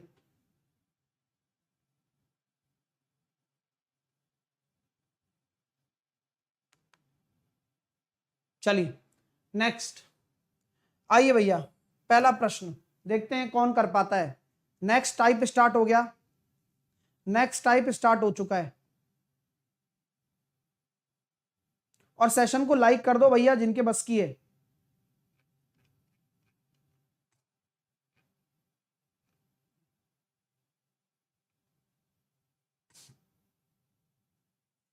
तो ऐसे क्वेश्चनों को आप चुटकियों में बना सकते हो, पेपर में जरूर आते हैं ये प्रश्न, जरूर आते हैं। जिन्होंने पेपर दे चुके हैं और जो दे रहे होंगे उन दोनों को ये बात पता होगी, और जो देने वाले हैं उनको बताने के लिए ये बात बिल्कुल सत्य है कि ये पेपर में प्रश्न खूब आते हैं। जहां पर आपसे बोला जाता है कि एक व्रत है जिसकी आपको त्रिज्या दे रखी होती है 5, तो पहले क्वेश्चन में आपको बहुत आराम आराम से समझाऊंगा कि ये ओ केंद्र है, ये आपकी त्रिज्या होती है, और ए बी 8 सेंटीमीटर की जीवा है। ए बी क्या है? 8 सेंटीमीटर की जीवा है। सब लोग ध्यान से सुन लीजिए क्योंकि पहले मैं बहुत आराम आराम से बताऊंगा। और ओ एम क्या है? ए बी पर लंब है। ओ एम जो है वो ए बी पर लंब है। तो आपको मैंने एक प्रॉपर्टी बताई थी कि किसी भी सर्किल में केंद्र से जीवा पर डाला गया लंब उस जीवा को 2 बराबर भागों में विभाजित कर देता है, यानी कि 8 सेंटीमीटर की थी तो 4 4 हो जाएगी क्या? और आपकी वृत्त की त्रिज्या कितनी दे रखी है? तो केंद्र से यहां तक की दूरी एक त्रिज्या ही तो कहलाएगी हमेशा। ये दे रखी है 5, तो ये 90 डिग्री होता है। तो आपका हमेशा पाइथागोरस लगेगा, और पाइथागोरस में ट्रिपलेट भी लगेगा। तो ये 4 है, ये हमेशा 5 होगा 90 डिग्री के सामने। हमेशा 5 नहीं होगा, मतलब रेडियस 5 है, बड़ी होगी। तो ये 3 हो गया। तो आपसे यही पूछा गया है ओ एम की लंबाई, तो 3 हो गया। सर ये 3 कैसे आया? जिसको नहीं पता पाइथागोरस लगा सकता है, जहां पर हम जानते हैं कर्ण का स्क्वायर बराबर आधार का स्क्वायर प्लस लंब का स्क्वायर। अब हमें यह पता है 5 का स्क्वायर 25, एम बी 4 का स्क्वायर 16, ओ एम निकालना है। तो 9 बराबर ओ एम का स्क्वायर, तो ओ एम बराबर हो गया 3। ओ एम बराबर हो गया 3। क्लियर है? चलिए अगले प्रश्न की तरफ चलेंगे। अब फटाफट फटाफट आंसर देंगे। ये लो बिना पेन चलाए।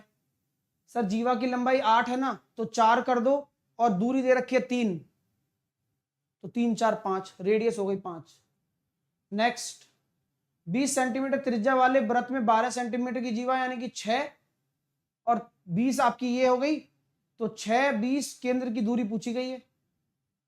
सही है ना? 20 सेंटीमीटर की त्रिज्या वाले एक वृत्त में 12 सेंटीमीटर की जीवा है, तो जीवा 12 सेंटीमीटर की, 6 20 गड़बड़ है, 10 ये व्यास होगा, व्यास। हाँ व्यास है, देखो तो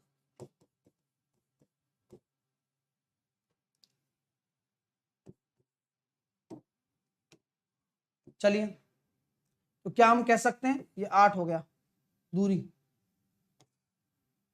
इंग्लिश में व्यास लिखा हुआ है। नेक्स्ट ओ वृत्त का केंद्र है, ए बी आपकी जीवा है, ओ एम ए बी पर लंब है, ए बी बराबर 20 है, ओ एम बराबर ये है, तो त्रिज्या बताओ। हो गया काम। ये जीवा है तो आधा ले लो, 10 का स्क्वायर। अब यहां हमें ट्रिपलेट नहीं लग रहा, मुझे भी नहीं लग रहा, आपको भी नहीं लग रहा, तो बस लगा दो अपना कॉन्सेप्ट पाइथागोरस। लेकिन डायग्राम मत बनाना पेपर में। अगर जिसको समझ में आ रहा है वो बना ले, जिसको नहीं आ रहा है वो कोई दिक्कत नहीं है, यहां से ऐसे कर सकता है वो। 122 121 484 सही है क्या? तो ये कितना हो गया? 584। ये भी आपका वही है ना, आधा। गड़बड़ हो गया क्या? उस गड़बड़ को संभालो। अच्छा वो 2√11 है, 44 होगा केवल, ये तो 12 ही हो गया।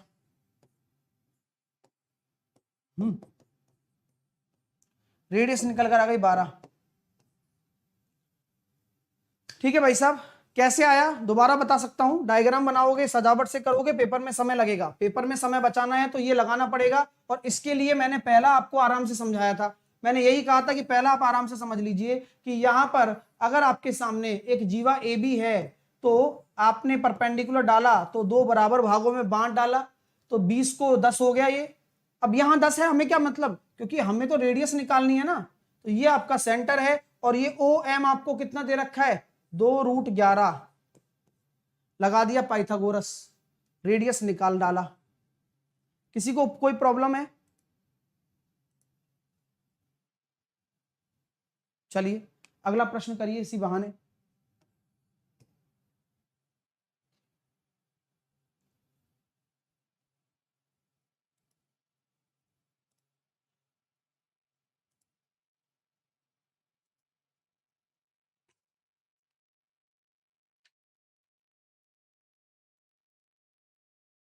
चलिए, दो समांतर जीवाएं 8 सेंटीमीटर वाली जीवाओं के बीच की दूरी बताइए। यानी कि ऐसा बोला जा रहा है, दो समांतर 8 सेंटीमीटर वाली, यानी कि दोनों की लंबाई 8 है। ओके, यानी कि ये भी 8 है और ये भी 8 है। व्यास दे रखा है 10। बस समझ जाओ, बस समझ जाओ।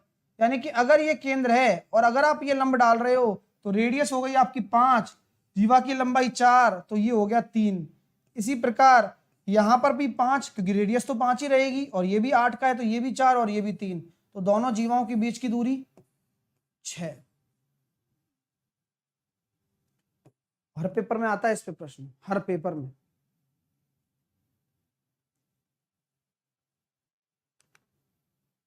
चलिए, 30 सेंटीमीटर व्यास वाले वृत्त में दो समांतर जीवाएं, एक जीवा 24 की है, ओहो 12 हो गया, 9 12 9 12 15 हो गया।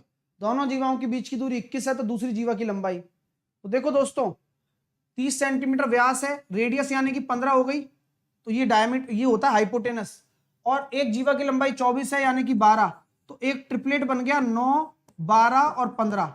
अब ये 9 क्या कर रहा है, ये 9 क्या है, ये 9 है केंद्र से दूरी।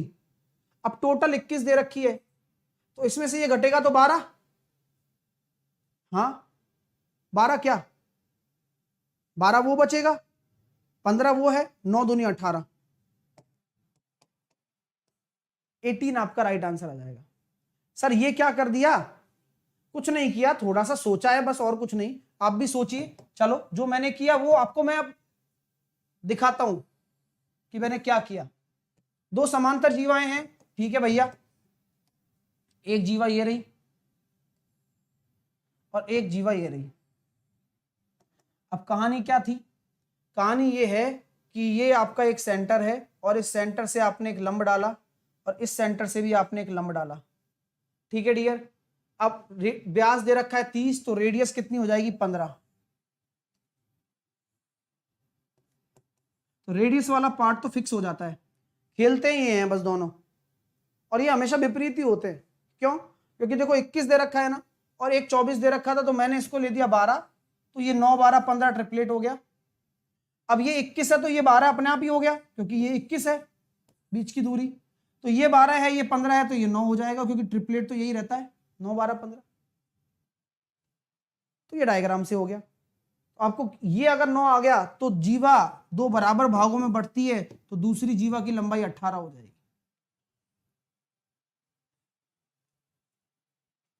नेक्स्ट करो भैया, क्या आंसर आता है इसका, इसको भी निपटाओ, देखते हैं क्या आंसर आ रहा है। और भाई लाइक वाइक करते जाओ सेशन को।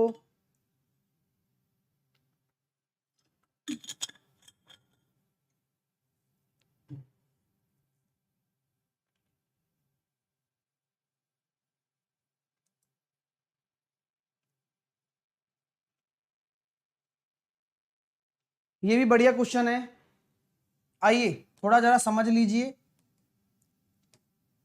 दो समान त्रिज्याएं हैं 5 सेंटीमीटर वाले वृत्त एक दूसरे को ए और बी पर प्रतिच्छेद करते हैं, यानी कि ऐसे वृत्त हैं जो एक दूसरे को काटते भी हैं और समान त्रिज्या वाले हैं, ठीक है भैया। तो मैंने कहा कि भाई ये ए है, ये आपका बी है, जहां पर एक दूसरे को वो काट रहे हैं, ये इसका सेंटर हो गया, ये इसका सेंटर हो गया दूसरे वाले का। आपको पता है कि दोनों की रेडियस बराबर है, तो परिधि तक की दूरी कितनी हो जाएगी, रेडियस, इसकी परिधि तक की दूरी कितनी हो जाएगी, रेडियस, तो ये रेडियस कितनी है 5। इन दोनों को अगर मैं मिला देता हूं इस तरह से, ये 5 है और ये आपका ए बी कितना दे रखा है 8, तो आधा कितना हो जाएगा भाई, ये हो जाएगा 4, क्योंकि ये आधा होता है, आपको पता है, अगर मिड में काटोगे तो पता लग गया ना कि ये ट्रिपलेट बन रहा है 3 3 4 5 और 3 4 5, तो दोनों सेंटर्स के बीच की दूरी कितनी है 6, ये आंसर हो जाएगा। दोनों के केंद्रों के बीच की दूरी इस तरह से निकल गई पूरी, ठीक है, यही तो है। भाई ये 4 हो गया क्योंकि टोटल 8 है ना, ए बी 8 था तो ये 4 हो जाता है, मिड पॉइंट हो जाता है, ये लंब डाल दिया हमने, 2 बराबर भागों में बांट दिया, ये 3 है, ये 3 है, तो केंद्रों के बीच की दूरी निकल कर आ गई। नेक्स्ट करो।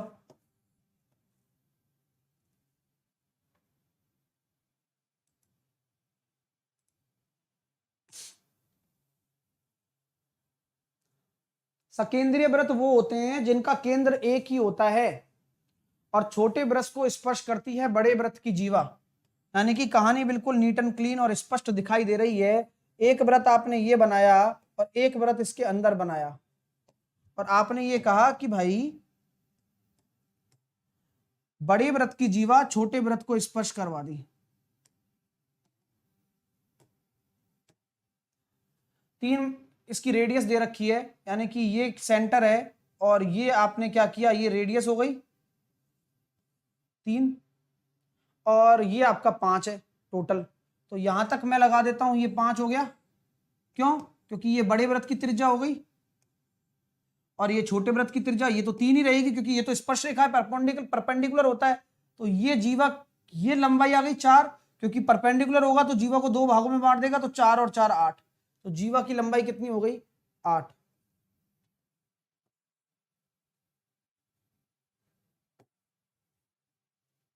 मजा आया? तो ये बहुत अच्छा कॉन्सेप्ट है और इस तरह के प्रश्नों में ये डायरेक्ट लग सकता है।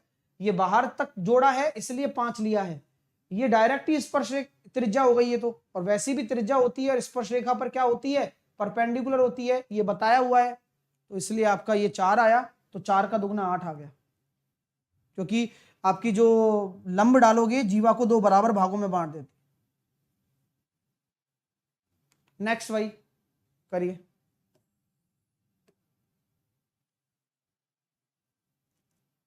और भाई लाइक वाइक करिए, बहुत सारे बच्चे हैं जिन्होंने नहीं किया है।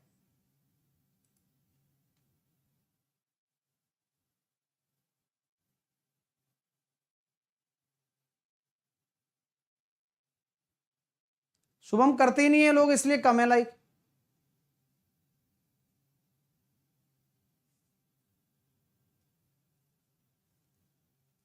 चलिए, आपसे क्या बोला जा रहा है? पी क्यू आपका वृत्त का व्यास है। पी क्यू भाई व्यास दे रखा है, ठीक है। और क्यू आर एस का मान निकालिए, ये निकालिए भाई। अब वृत्त का व्यास है तो ऐसे तो नहीं है कि भाई इसी तरह से बस केवल टाइम पास करने के लिए बोल दिया है, कहीं ना कहीं इसका रोल तो होगा ही ना। तो कुछ तो करें। देखो भाई, कुछ ना समझ में आवे तो इसको इससे मिला दो, इसको इससे मिला दो। अब देखो कुछ समझ में आ रहा है, क्योंकि ये फालतू दे रखे थे, मैंने कहा मिला दो। ये व्यास है, ध्यान रखना। तो ये 90 डिग्री हो जाएगा। हाँ, ये 43 है, ठीक है। और कुछ इस जीवा द्वारा ये 43, तो इस जीवा द्वारा ये भी 43, ये भी ठीक है। ये 43 तो ये भी 43, क्योंकि समान चाप बन रहे हैं। ये 90,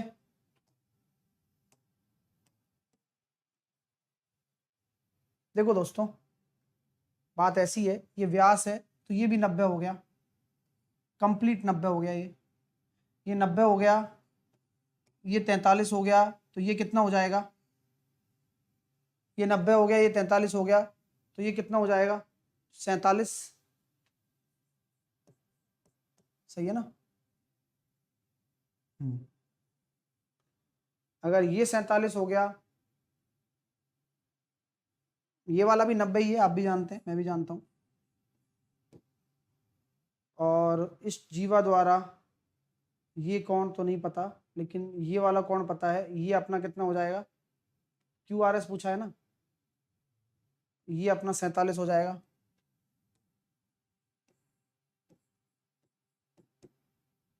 ये 47 हो गया,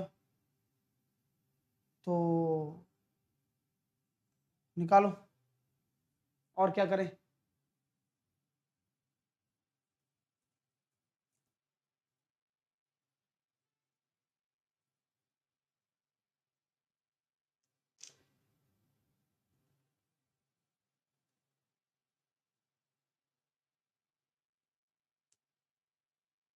एक दिमाग लगा लेते हैं यार, इतना क्यों कर रहे हैं अपन, इतना कर क्यों रहे हैं? साफ साफ जब दिख रहा है, हाँ यार इतनी रामायण करने की कोई आवश्यकता नहीं है। क्यों सर? क्योंकि साफ साफ दिख गया मेरे को। थोड़ा सा समय लगता है लेकिन समझ में आ जाता है कि भाई देखो ये आपका 90 डिग्री है, बोलो है कि नहीं? बोले गुरुजी बिल्कुल है, इसमें कोई दो राय नहीं है, कोई संदेह नहीं है। ये आपका मैंने निकाल ही दिया था 47, यहां तक तो हम पता ही लग ही गया था। ये 47 हो गया, कोई किसी को दिक्कत है क्या? बोले नहीं सर कोई दिक्कत नहीं है। अब आप मुझे बताओ QPR कितना है और QSR कितना है? तो QPR 47 हो गया और QSR ये भी 47 होगा ना? बिल्कुल ठीक है। अब QRS पूछा है भाई,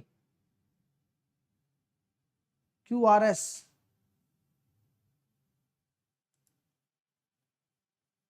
आपका आया आंसर? अच्छा टाइम, आंसर आया आपका?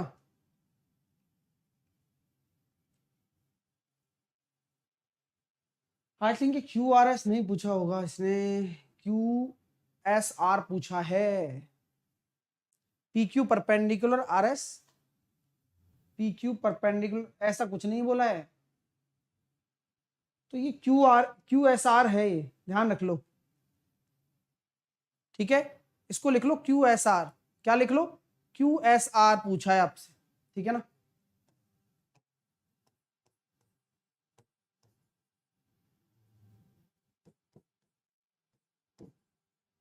तो ये आपका कितना हो जाएगा? 47। ठीक है, पूछा है QSR कर लो इसको।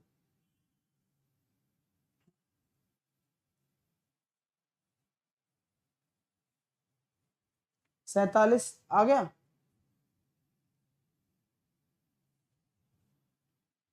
अरे 47 ये आ तो गया, QSR पूछा है ना, QSR निकाल लेते हैं। और क्या करेंगे बताओ? और तो कुछ दिख नहीं रहा ना, नजर नहीं आ रहा, क्योंकि अगर मैं इस चाप को देखता हूं तो मुझे ये कौन पता होना चाहिए, ये भी नहीं पता। चलो ये पता लग सकता है, ये भी कैसे पता लगेगा? हाँ ये हो जाएगा 43। अगर ये 43 हो गया तो ये तो होना भी है 43, क्योंकि ये ही 43, ये भी 43। तो ये 43, ये 90 पता है, ये 90 पता है। एक काम और कर सकता हूं इसका द्वारा, ये वाला चाप और हो गया। इसको अगर x मान लें, और ये कहाँ कहाँ मिल रहे हैं, बैठेगा नहीं। फिर यहाँ इसको x मानेंगे तो ये भी x होगा, तो x निकालना है, ये y मानना पड़ेगा, तो ये y होगा। फिर सबको जोड़ो, यही है। QSR निकालो, गड़बड़ है इसमें। ठीक है, गड़बड़ है, QSR पूछा गया है, ये निकाल लो। ठीक है डियर, हाँ नेक्स्ट इसको करो चलो।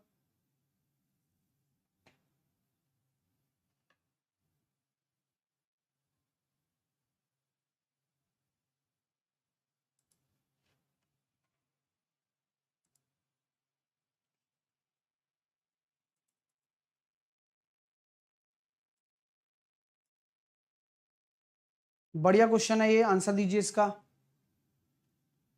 आप जानते हैं कि ये स्पर्श रेखा है तो ये परपेंडिकुलर होगा, ध्यान रखना। और कौन सी लगेगी थ्योरम? पहले PT² बराबर PA इंटू PB। PT² कितना है? 36। PA कितना है? 4। PB कितना है? 4 + x। तो x बराबर आ गया 5, तो ये आ गया 5, तो ये हो गया आपका 9। ठीक है, त्रिज्या निकालनी है, ये आ गया आपका 6।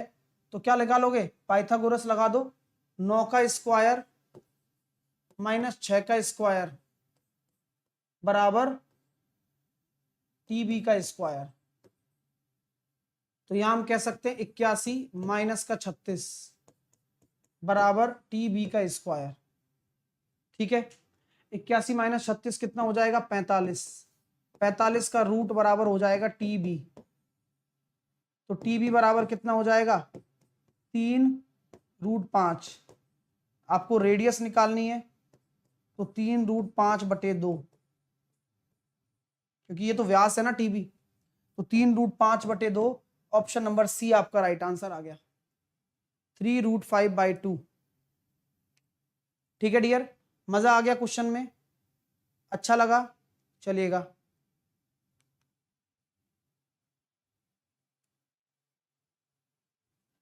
नेक्स्ट करके बताइए।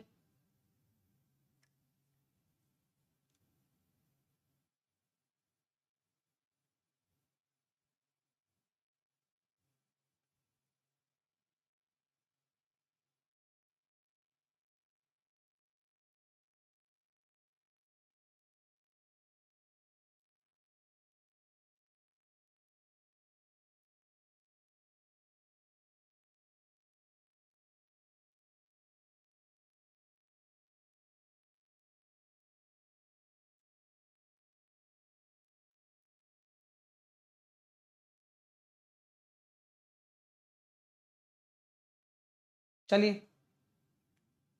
तो कैसे करेंगे डियर, बहुत ही प्यारा प्रश्न है, आइए दिमाग लगाते हैं। बोला गया है क्यू आर एन आपका दे रखा है 40, तो आप जानते हैं ये भी 40 हो जाएगा। अब कारण पूछेंगे तो बता दिया जाएगा आपको। एकांतर खंड प्रमेय, ये 46 तो ये भी 46 हो गया एकांतर खंड प्रमेय। तो x बराबर 40, y बराबर 46, कौन सा ऑप्शन है वो, और ये कितना हो जाएगा 94। क्यों, तीनों कोणों का योग 180 होना चाहिए, बस रैखिक कोण युग्म के माध्यम से एक ही लाइन पर स्थित तीनों कोणों का योग 180 हो जाएगा, तो आंसर आ जाएगा ऑप्शन नंबर ए। तो इतनी आसानी से आप कर सकते हो, बस पढ़ते जाओ और करते जाओ। ठीक है डियर स्टूडेंट, चलिए नेक्स्ट क्वेश्चन की तरफ हम चलते हैं। ये लीजिए, करके बताइए। अच्छा चलो, टाइम हो गया, चलो यहां से हम कल ले लेंगे, 12वें क्वेश्चन से हम कल ले लेंगे। 12वां क्वेश्चन, 13वां, 14वें, 15, 16, ये सारे क्वेश्चन हम कल लेने वाले हैं। और कल भी हम सर्किल की प्रैक्टिस करेंगे, काफी सारे क्वेश्चंस हैं, ये देखिए, ठीक है ना। ये सारे क्वेश्चंस मैं आपको कल भी फाइल दे चुका हूं, आज भी डाल दूंगा, है ना। बस आप इन क्वेश्चनों को करते रहो, सर्किल यहां निपटा देंगे अपन पूरा, ठीक है ना।